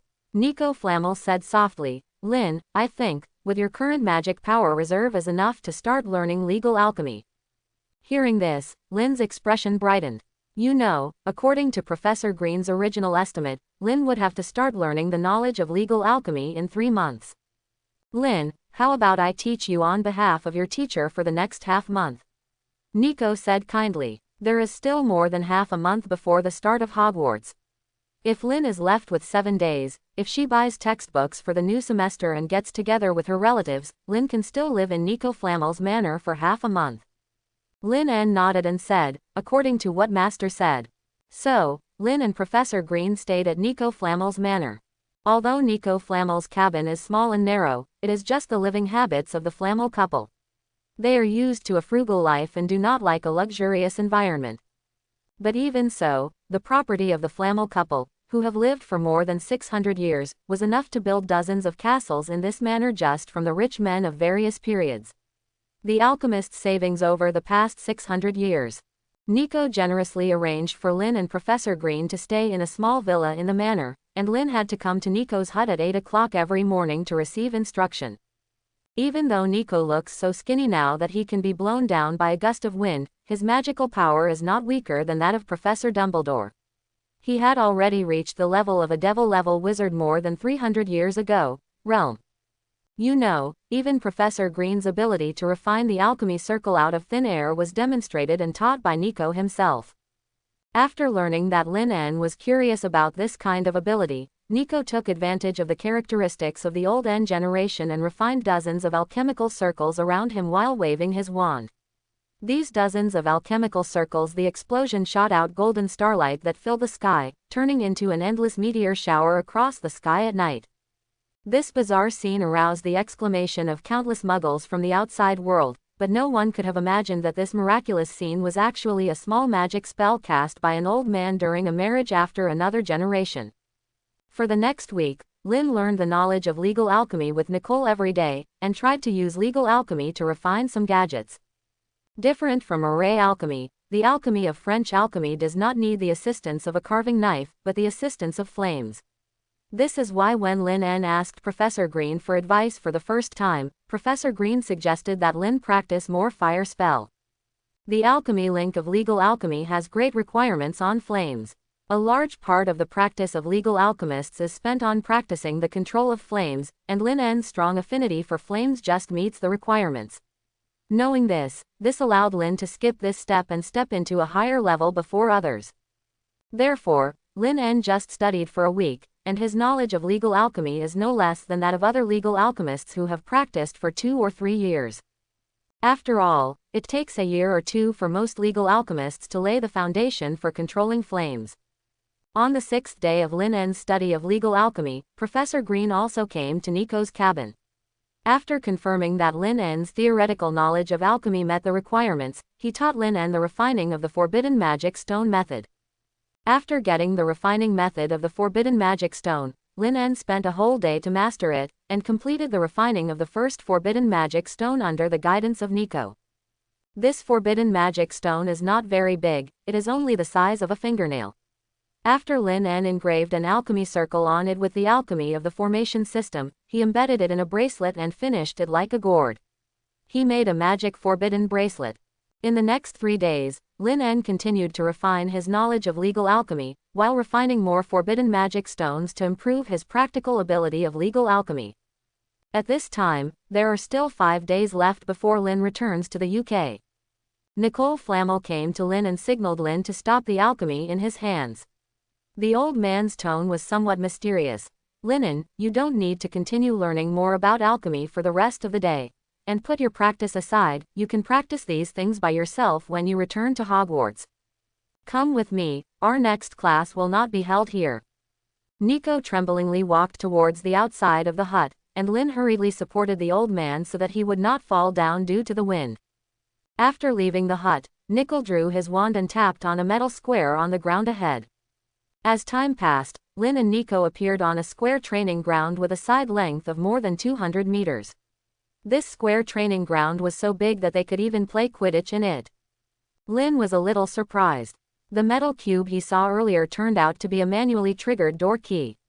Obviously, the metal cube was an alchemy product modified by Nico, and its function was to activate it repeatedly. The wizard teleports to a specific location. Nico pointed his wand towards himself. His lips and teeth moved slightly, as if chanting some spell. A ray of light lit up, and Nico seemed to stand up straighter, not as weak as before. Lin, in your opinion, is magic stronger or alchemy stronger? Nico looked at Lin mysteriously and asked. Lin hesitated for a moment. He looked at the old man in front of him, and thought of Dumbledore, who was called the White Demon King. He shook his head and said, Master, I don't know. Nico said, if you want me to say, I actually don't know either. Both magic and alchemy have their strengths, but we are wizards after all, not pure alchemists. Lin, I plan to teach you have a secret method that can combine alchemy and magic, and even let alchemy be born to assist magic. Are you willing to learn? This kind of secret method was studied by me 200 years ago. I didn't even teach that guy Wallyson. Of course, it was just because his magic talent was not enough to match his alchemy talent, so he couldn't use it. You are different, you are only in the 1st grade, but you can complete a kind of magic silently and wand casting. Your magic talent is definitely not weaker than your alchemy talent. Nicole Flamel said seriously, his eyes seemed to light up. Hearing this, Lin En quickly said, Master, I am willing to learn. Nico nodded slowly. and he said, "The combination of alchemy and magic requires not only the knowledge of formation-based alchemy and legal-based alchemy, but also the wizard's ability to cast magic silently and without a staff. I think that fellow Listen should have told you that if you want to refine an alchemy circle out of thin air, your magic reserve is far from enough, right?" Lin nodded. After Lin En and Professor Green teamed up to defeat the Black Wizard Kasaragi on Halloween night, Lin wanted to learn Professor Green's method of refining alchemy circles out of thin air, but was rejected by Professor Green for this reason. "I just heard Nico continue to say, it's true that you can't do alchemy without a carrier, but what if you use your magic as the carrier of alchemy?" Nicole's words seemed to open the door to a new world for Lin. Can magic also be used as a carrier for alchemy? Lin felt a little confused. Of course, pure magic cannot be used as a carrier of alchemy, but what if the products of legal alchemy are turned into magical forms and integrated into magic? Just like you can refine the alchemy array on the forbidden magic stone normally, you can also refine your own alchemy circle on the magic that is fused with the alchemy of the law system. So says Nico Flammel. He waved his magic wand, and dozens of different substances condensed out of thin air under the burning of the flames, and finally turned into a ball of magical power under the refining of legal alchemy. The water is as clear as a spring. Nico chanted a spell, and a ball of water was summoned from the top of Nico's wand, and the previous magical power was integrated into the water under the control of the wand. Immediately afterwards, Nico waved his wand again, and alchemical runes condensed on the surface of the water flow, and then merged into the water flow. With the combination of alchemy and magic, this water flow turned into a special alchemical water flow that can change its softness and hardness according to Nico's will, and can be turned into a water blade that cuts iron like mud at any time. Nico raised his wand and put the water back into the wand. If it were you, you should need a carving knife to alchemize magic. In addition, the product of the combination of alchemy and magic can be recovered and stored by your wand. In other words, as long as the power contained in this product of alchemy and magic is not exhausted, you can use it repeatedly without repeating the alchemy process. The special water flow from before kept appearing and disappearing according to Nico's thoughts. The alchemy chapter is almost over in the past 2 days, and then it's time for this article to get into the main line. There won't be much space on alchemy later on, and even if there is, it will serve Lin's fire magic. The next story is A Song of Ice and Fire. Actually, when I conceived this book, I didn't plan to write about alchemy, but because Lin was released a year earlier than the heroine, and this year couldn't be without a dry plot, I created Professor Green and let Lin. When I was learning alchemy, I accidentally got out of control as I was writing and writing. This is how alchemy became an inseparable part of Lin. But don't worry, everyone, the rest of the story will focus on the main plot and won't be biased. After all, I have written 2 1.4 million word books, so I still have some experience. After telling Lin the basic principles of the combination of alchemy and magic, and showing Lin how to do it, Nicole explained in detail the special skills contained in this secret method, as well as the special techniques needed to achieve this level. Just absorbing this knowledge took Lin a whole day. The next day, Nico took Lin to this huge square training ground again. Nicole smiled and said, "Lin, it's time to try combining alchemy and magic. The only magic you can cast spells silently and wandless is the fire curse, so you will use the fire curse as this attempt. As for the magical power of legal alchemy and the content of the alchemy circle of array alchemy, it is up to you to decide." Lin nodded, his eyes becoming cautious. Over the past week or so, Lin has learned many methods of refining French alchemy creations, but what he most wants to try is the refining of the forbidden magic stone taught to him by Professor Green. So, Lin En raised his hand to summon a ball of flame and condensed the materials needed to refine the forbidden demon stone. A process of alchemy continued, but when it came to the step of condensing it into a magic stone, Lin did the opposite. He waved his wand, and a powerful magical power shot out. The half-finished alchemical creation is broken up and turned into a special ball of magical power containing alchemical power. Although this kind of magical power is called magic, Lin En feels the breath of forbidden magic in it. It is magical power itself, but it can also block magical power. After a brief study, Lin discovered that this special magical power that has been processed by secret methods can suppress or even seal the magical power of what Lin thinks is the enemy according to Lin's will, instead of suppressing what Lin thinks is his own magic. In this way, this kind of forbidden magic power will not accidentally hurt friendly troops. Lin thought so and was pleasantly surprised. You must know that the main reason for Professor Green's accident back then was not only that the anti-magic scepter was not strong enough, but also because it blocked Professor Green's own magic power, otherwise Professor Green could have escaped with apparition. But now, the special magical power refined by Lin En using the secret method can distinguish between the enemy and only suppress the enemy's magical power. This is a qualitative improvement. Professor Green must be very happy after learning about this. Lin thought so and took the next step. I saw Lin En raised his left hand, and a ball of flames burned above Lin En's left hand, and Lin En waved his right hand holding the magic wand again, controlling the special magic power to merge with the flame of Lin En's left hand. Under the influence of the secret method taught by Nico, the two powers slowly merged together, and the flame also gained the power to ban demons. Lin's left hand maintained the fused magical flame, while his right hand put away the wand and took out the mithril carving knife. Lin accurately and quickly drew patterns on the magic flame. You must know that every second this magical flame is maintained, its consumption of Lin's magic power will increase by 1 point, so Lin's refining time is extremely limited. Before he had time to think about it, Lin En engraved the energy source and rune hub in just 2 minutes, and then engraved flame, amplification, amplified alchemical runes such as strengthening, as well as several alchemical runes with the power of anti-magic that he needed to engrave on the magic-proof scepter when he made the magic-proof scepter. Finally, Lin connected them all to form a complete alchemical array. The power of the secret method played a role again. The strange power made the power of the 3 different systems of legal alchemy, array alchemy and magic flame subtly merged into one. At this time, Lin put away the carving knife and held the flame with both hands. This special magical flame was like a newborn child, beating happily in Lin's hands, showing Lin the intimacy of a child to his father.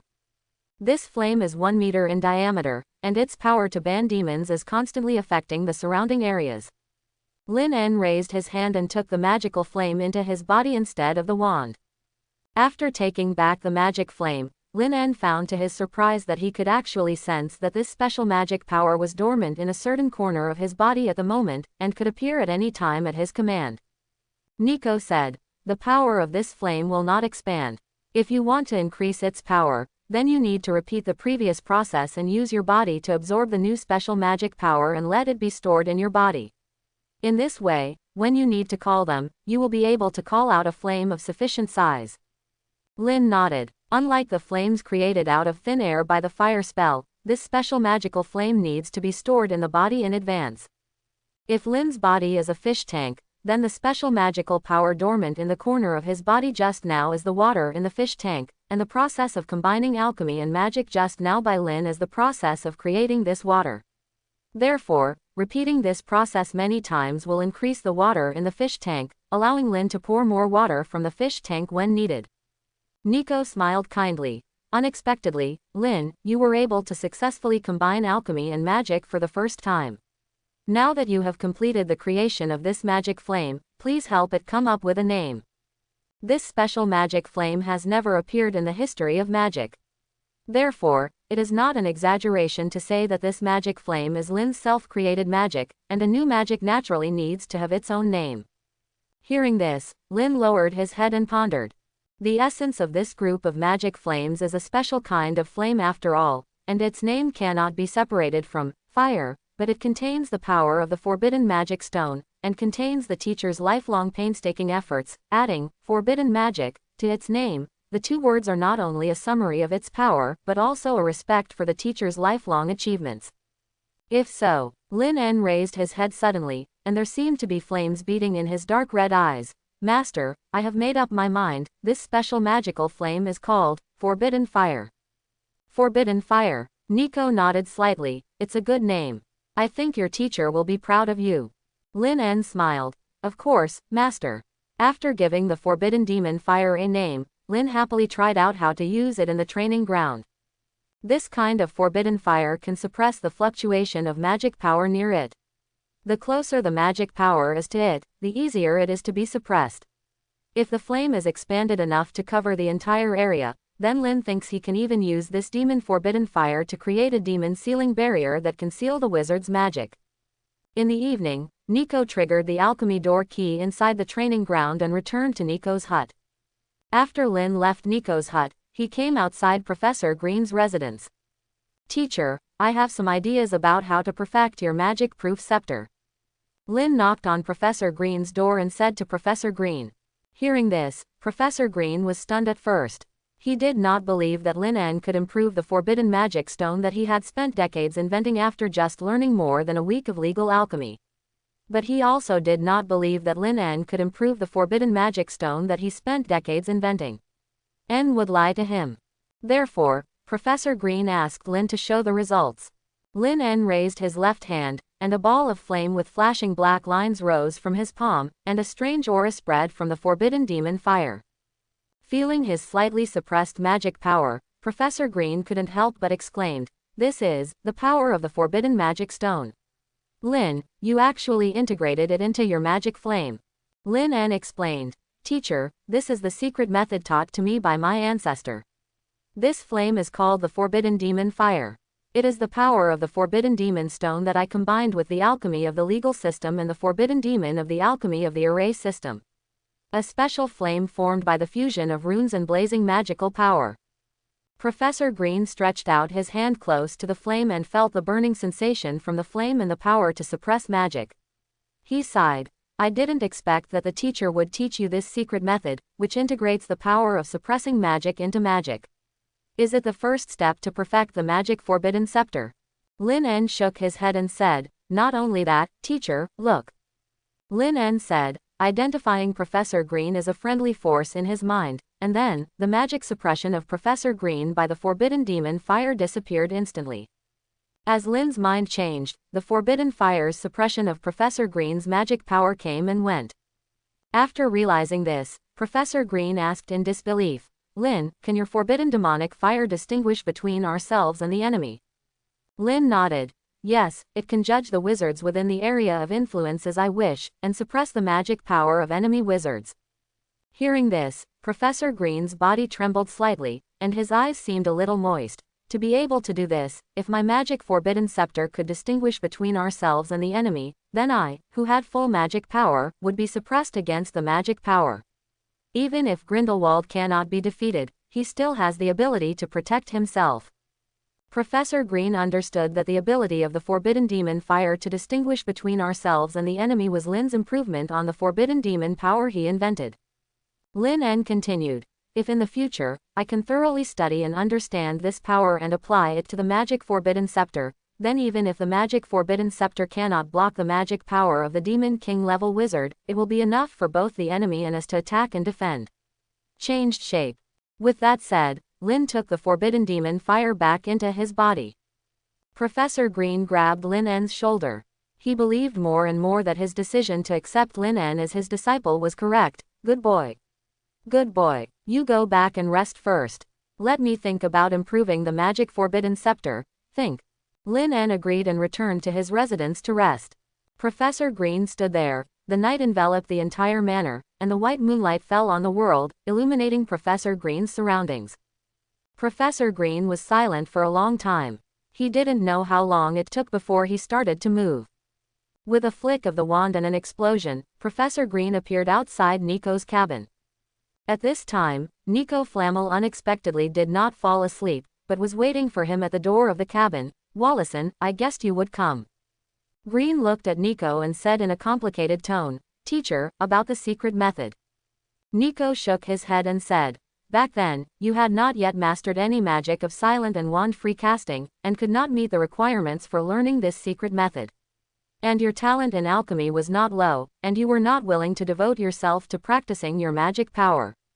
It wasn't until that incident happened that you gradually met the requirements for practicing this secret method, but are you still willing to learn this secret method?"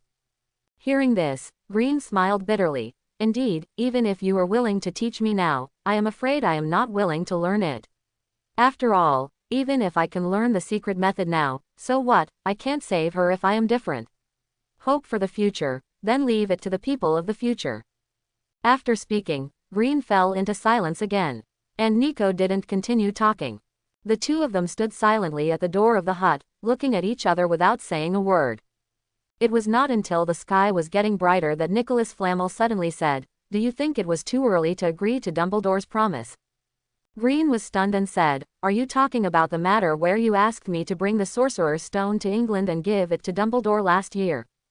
Nico Flamel nodded slightly and said, "To tell you the truth, I originally told Dumbledore that after he finishes using the Sorcerer's Stone next year, he can destroy it, because we have lived enough, and there is no one in this world.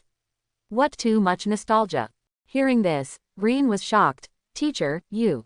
Before Green could finish speaking, Nico Flamel raised his hand and interrupted Green's words. "But now, Lynn, my dual genius of alchemy and magic, which has been extremely rare for more than 600 years, has been given to you by you. Brought to me. Perhaps, he needs the power of the magic stone.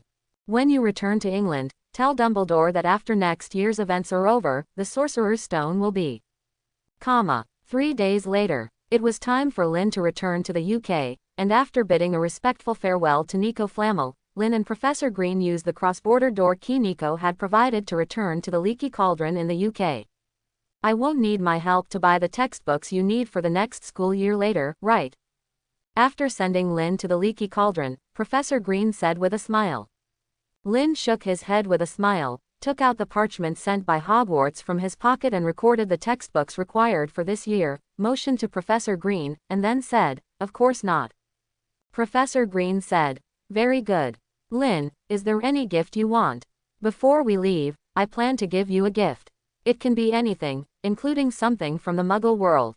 Hearing this, Lin lowered his head and thought for a while. The next school year will be the year Harry Potter enters school, and what will happen at Hogwarts this year includes Kino, who is parasitized by Voldemort, entering Hogwarts as a professor of defense against the dark arts. There were trolls in the Halloween basement, Voldemort hunting unicorns in the Forbidden Forest, and the Chamber of Secrets where the Philosopher's Stone was stored was invaded.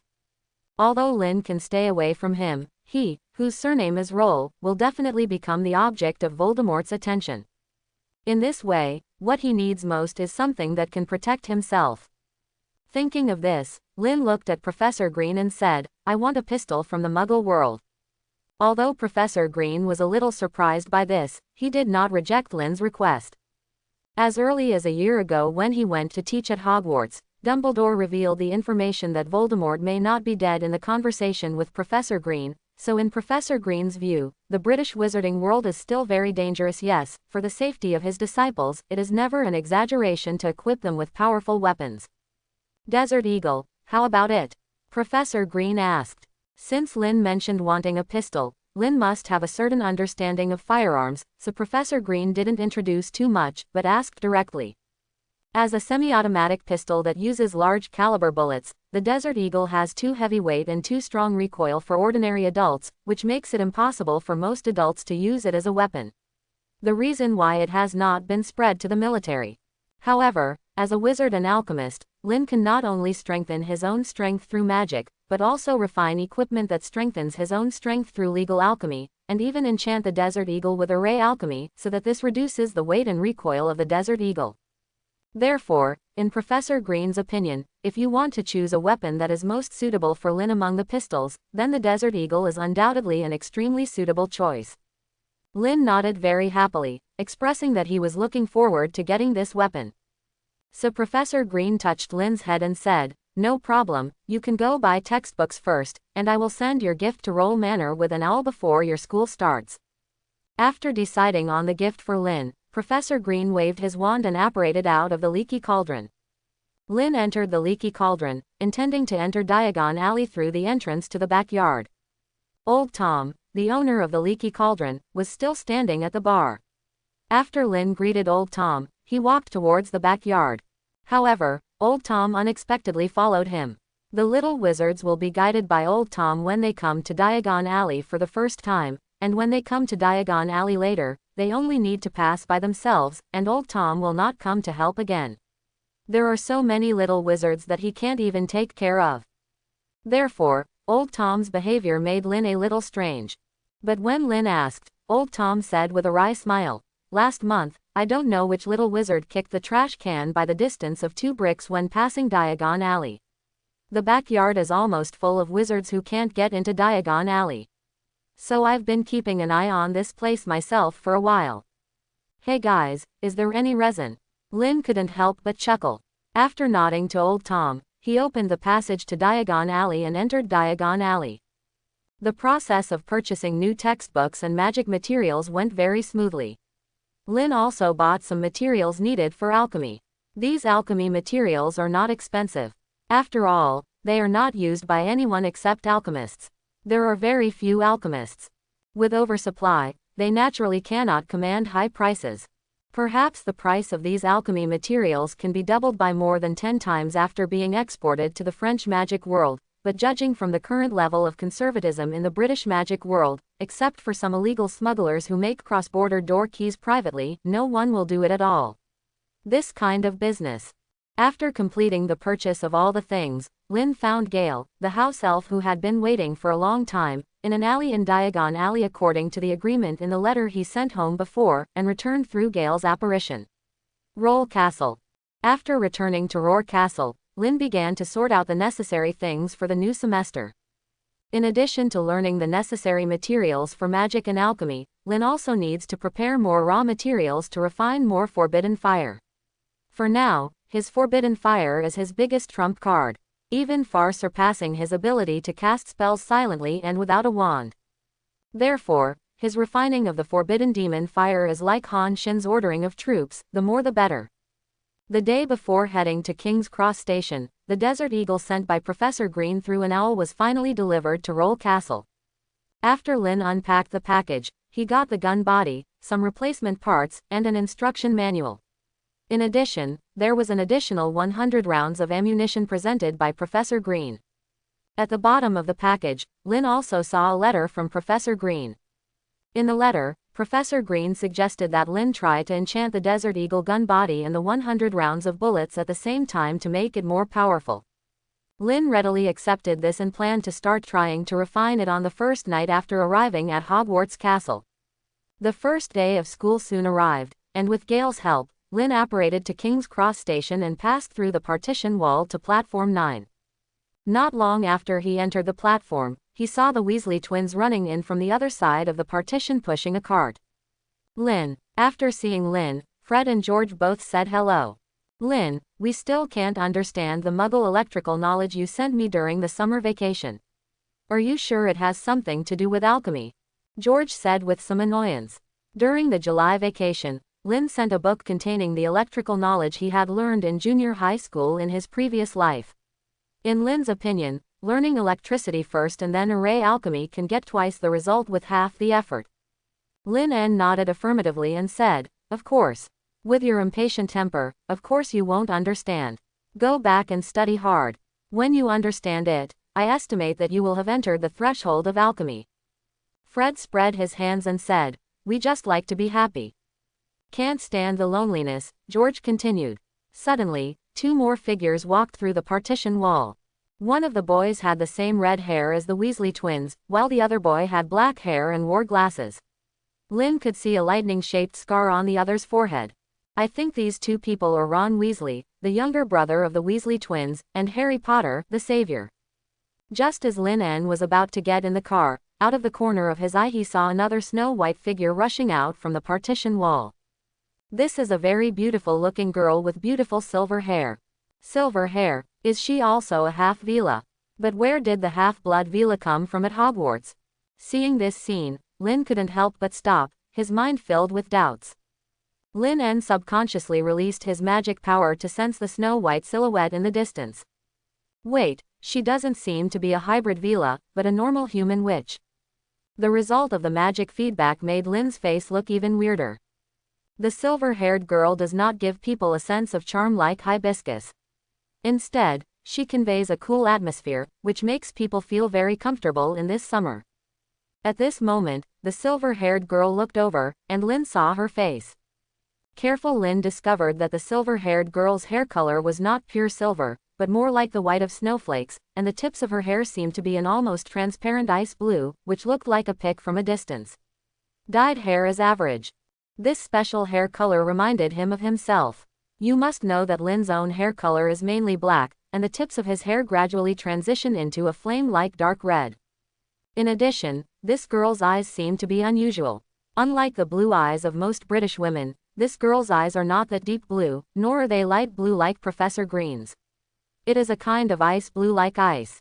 In the process of Lin En releasing his magic power to explore the other party, the closer his magic power is to the other party, the more his magic power can sense the increasingly active ice element magic power around him. Lin En was convinced that the girl's special appearance came from the other person's bloodline. Could it be that the other person also had a strong affinity for a certain element similar to his own? Lin thought about it. Dude, what are you thinking? The Hogwarts Express is about to leave. If you don't get in the car, you'll have to fly to Hogwarts on your broomstick. At this moment, Fred and George were singing in harmony and dragging Lin into the car. There were still the Weasley twins and Lin in this box, but this trip was different from last year. The Weasley twins, who had made a fortune by selling improved dung bombs, were confident enough to buy the magic snacks pushed by the train conductor. This time, the Weasley twins refused Lin's treat and took the initiative to spend 3 gold coins. Garen bought a bunch of snacks to share with Lin. We are here today thanks to you, Lin. How can we have the nerve to let you treat us again? Fred and George talked playfully, and Lin didn't brush off their kindness and started eating with them. Of course, the 3 of them didn't eat very much. After all, they still had enough stomach left for the delicious feast of the freshman orientation dinner. In the evening, the train arrived at its destination. After changing into wizard robes, the 3 of them walked towards the compartment in front, preparing to get off. When passing by the box where the savior Harry was, in addition to the trio of Harry, Ron and Hermione in the original book, Lin also saw the silver-haired girl he had seen before. She seems to be a character outside of the original book. Lin thought so. Since Lin was already a second-year student, he no longer needed to take a boat across the Black Lake. Instead, he followed the large army to carry the carriage pulled by the Thestral to Hogwarts Castle. Arriving in front of the Yechi carriage, Lin En found that he could see the Yechi pulling the carriage. These Thestrals have no flesh at all on their bodies. The black fur is tightly attached to the skeleton, and every bone is clearly visible. The Thestral's head is very similar to that of a fire dragon, and its pupil-less eyes are white and staring straight ahead. Wings sprouted from the ridges between the shoulder bones of these Thestrals, big, black, leathery wings that looked like they should belong to giant bats. Lin En was not surprised that he could see Thestrals. After all, he and Professor Green killed the dark wizard Kasaragi, so he naturally witnessed the death. However, Lin did not say anything, but pretended not to see the Thestral, and entered the carriage together with the Weasley twins. After arriving at Hogwarts Castle, the 3 of them separated. Lin followed the little wizards of Slytherin House to the long Slytherin table in the auditorium and waited. Not long after, a group of freshmen came to the auditorium led by Professor McGonagall, and the Sorting Hat was placed on a 4-cornered stool just like last year. Soon, the sorting ceremony began. The Sorting Hat twisted its wrinkled body again, as if dancing an enchanting dance, and its gaping mouth sang a song as unpleasant as scratching glass. After the song ended, Professor McGonagall finally came forward, holding a roll of parchment that recorded this year's new students. Hannah Abbott. As Professor McGonagall finished speaking, a rosy-faced little girl with 2 golden braids stumbled out of the queue. She put on her hat, which just covered her eyes. Hufflepuff. The Sorting Hat yelled. Susan Bones. Hufflepuff. Terry Boot. Ravenclaw. The sorting ceremony was going on in an orderly manner. When the initial letter of the little wizard's last name reached G, Professor McGonagall shouted, Hermione Granger. Little Hermione almost ran to the stool and placed the Sorting Hat on her head. The Sorting Hat paused on her head for a while, as if thinking about whether she should be sorted into Ravenclaw or Gryffindor. Finally, the Sorting Hat shouted, Gryffindor. After a while, Professor McGonagall read, Neville Longbottom. This is Gryffindor Juggernaut. Lin cast his gaze, and under his gaze, the Sorting Hat sorted Neville into Gryffindor. Just as Lin was watching Neville walking to the Gryffindor table, he heard Professor McGonagall say a name he had never heard before, Irina Lowell.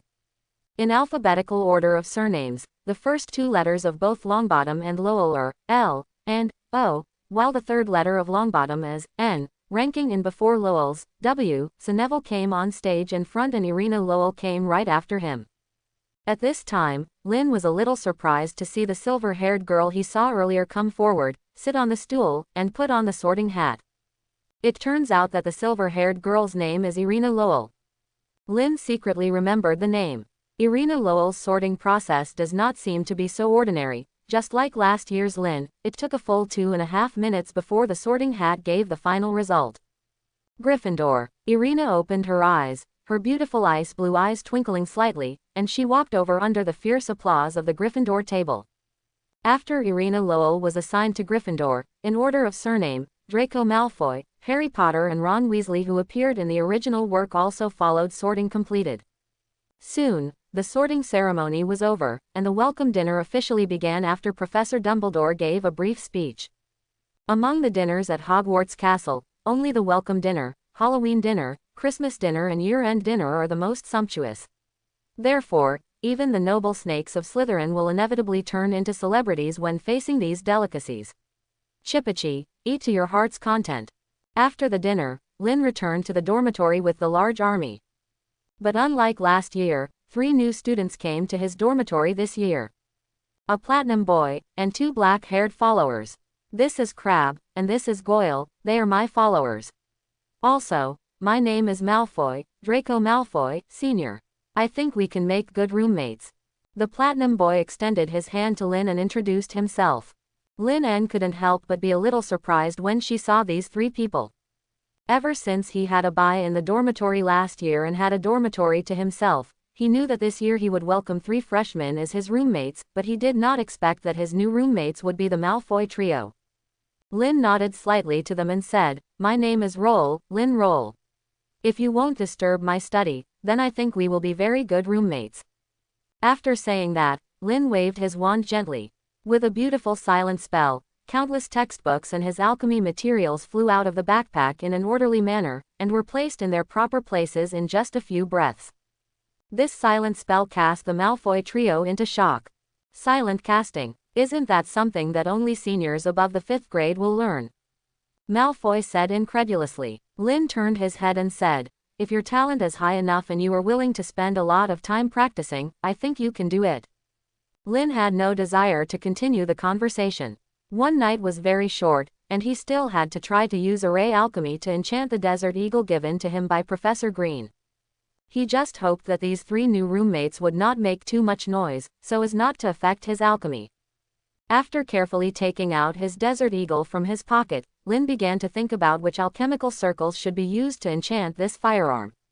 Not far away, Malfoy and others had never seen much of the world, and they only thought that what Lynn was holding was a piece of broken iron picked up somewhere. Therefore, they did not continue to talk to Lynn, but went to do their own things. In the case of the Desert Eagle, the gun body can be enchanted with an alchemy circle with attributes such as dexterity, lightness, accuracy, and strengthening. The main purpose is to reduce the burden. As for the power of the gun, it depends on the bullet as enchanted. Lynn quickly made up his mind. He took out the mithril carving knife and prepared for alchemy. 2 flowers bloom, 1 on each side. While Lynn was doing her own alchemy, the Gryffindor girls slept. Irina sat on her bed, seeming to be thinking about something. She was a college student in her previous life. During a summer trip to Antarctica, she accidentally discovered a refrigerated truck parked on the roadside by a poaching gang. When the gang left the car and did not come back, she secretly opened the cold storage of the refrigerated truck door, slipped in and released all the Antarctic penguins captured by this poaching gang. But just when she was about to escape, the poaching gang happened to come back. The people in the poaching gang didn't notice her in the cold storage, but locked the cold storage door directly from the outside. By some strange combination of circumstances, she was locked in this cold storage, and eventually froze to death in the extremely cold environment of the cold storage. She originally thought that she would sleep in that cold storage forever and never wake up, but unexpectedly, she was reborn in England in 1980 and was born into a middle-class family with the surname Lowell. And just when Irina was gearing up after her rebirth and planning to use her foresight of the future to become a successful person in the UK, the admission notice from Hogwarts broke her original fantasy. Until that moment, Irina knew that she was not traveling through the original world, but the magical world of Harry Potter. It was not that Irina had not considered refusing to join Hogwarts and continue to develop in the Muggle world. However, if the little wizard does not receive formal teaching, the magic power in his body will be out of control and he will become silent. Irina didn't want to die because of her body explosion. What's more, if she doesn't have enough ability to protect herself, then she and her family, even if they have the highest power and wealth in the UK, are just dead souls under a death curse. So she had no choice but to accept the admission notice to Hogwarts and get ready to go to the wizarding world. When she was practicing magic during the summer, Irina unexpectedly discovered that she had a high talent for a kind of magic called freezing spell. Not only that, she could cast all ice-related magic with ease, even with clear water. The water summoned by Rukwon can also turn into the form of ice according to her will. Until the first day of school, Irina was able to cast the freezing spell silently. This talent surprised Irina. In her opinion, no one except her could cast spells silently before enrolling in Hogwarts. Of course, Irina had also wondered why she had such a special talent. After all, her ancestors were all Muggles and did not have any wizard blood. But she soon felt relieved and regarded it as a gift from fate for her good deeds in her previous life. In his previous life, he froze to death because he was trying to save a trapped little life. In this life, he has the power to control ice. This makes sense, right? Irina thought so. Irina, what are you thinking about? A cute voice came from beside her, and Irina heard it and saw Hermione looking at her curiously. Yes, Hermione is Irina's roommate.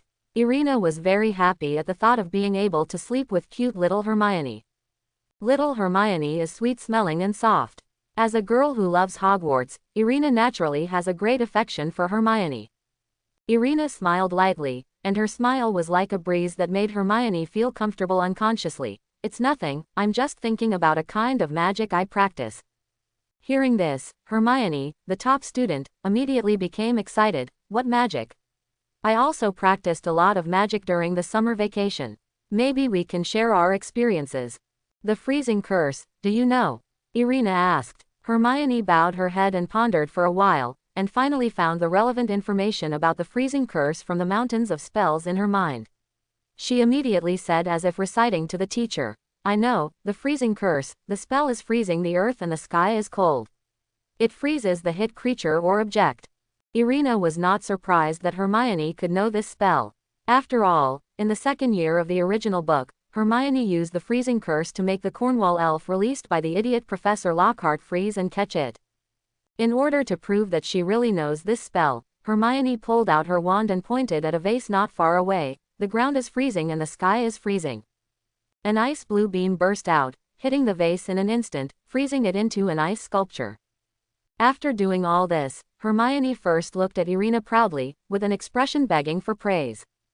But soon, Hermione seemed to remember something.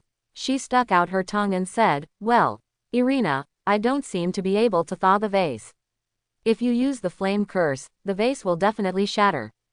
Irina just smiled at her, then waved her magic wand, and the frozen vase instantly returned to its original shape. After mastering the silent casting of the freezing curse, Irina found that her understanding of the spell had deepened a lot. Use your own understanding to remove the effect of the freezing spell. Seeing this scene, Hermione suddenly revealed her starry eyes. Wow, Irina, how did you do it? As Hermione spoke, she came to Irina's bed and sat beside her. Irina subconsciously leaned against Hermione, rubbing her chin lightly on her shoulder. Ouch, what are you doing?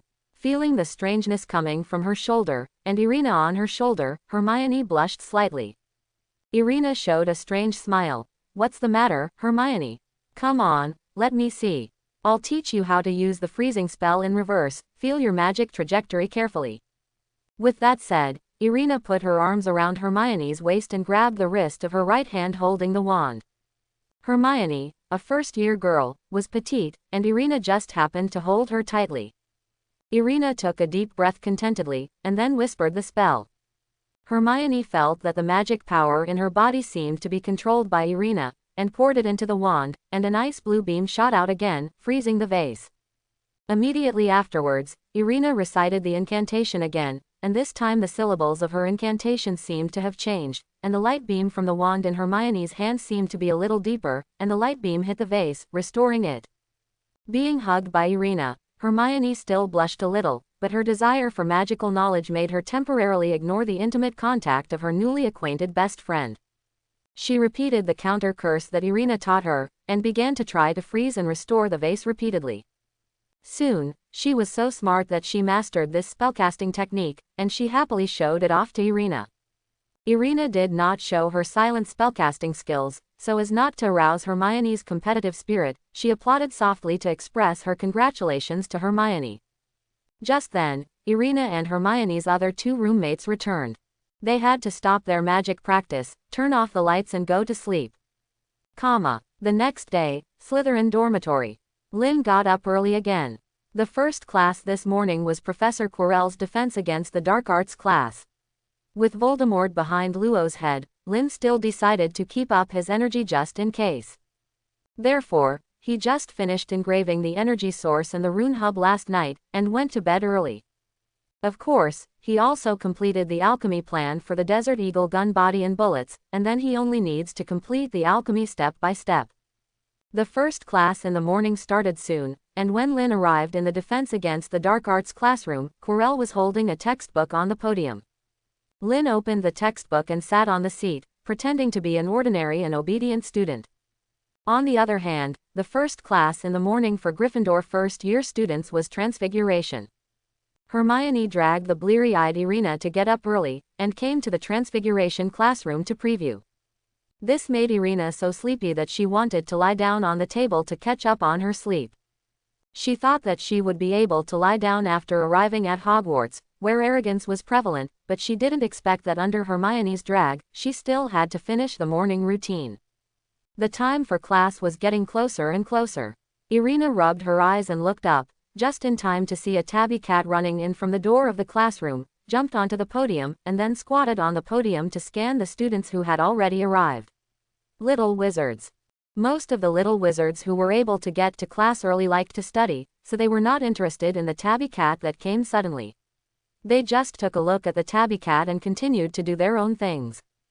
But Irina's eyes lit up when she saw this, and there seemed to be light like snowflakes flashing in her ice blue eyes. Irina jumped up under Hermione's doubtful gaze, then ran and jumped to the podium, looking at the tabby cat on the podium with a smile on her face. Under the strange gazes of everyone, Irina nonchalantly put her hands into the pockets of her clothes, seeming to be groping for something. Soon, her eyes lit up and she grabbed a large handful of catnip from her pocket. Mimi, catnip. Irina rubbed the tabby cat's head and put catnip into the tabby cat's arms. Irina's bold behavior made the tabby cat freeze in place, and after a while, the physiological reaction brought by catnip to the tabby cat made the tabby sneeze several times in a row. After realizing something was wrong, the tabby cat suddenly jumped forward and transformed into Professor McGonagall's original form. Irina, how dare you bring catnip into the Transfiguration classroom? The anger on Professor McGonagall's face almost turned into substance. Irina took a step back in feigned panic. The look of panic on her face was naturally faked. After all, how could she, who was familiar with the original novel, not know that the tabby cat was the animagus form of Professor McGonagall? However, who can refuse to give a handful of catnip to the dear Dean who can transform into a cat? Professor, I didn't mean to. Irina looked frightened and carefully apologized to Professor McGonagall. Seeing this, Professor McGonagall was a little speechless, but he had no choice but to let Irina return to her seat. After all, those who don't know are not guilty. He also entered the classroom directly in the form of animagus. It is naturally impossible for these little wizards to know his identity. But in Professor McGonagall's blind spot, after returning to her seat, Irina secretly gestured, "Yeah," to Hermione in private. I hope everyone will support it and subscribe more.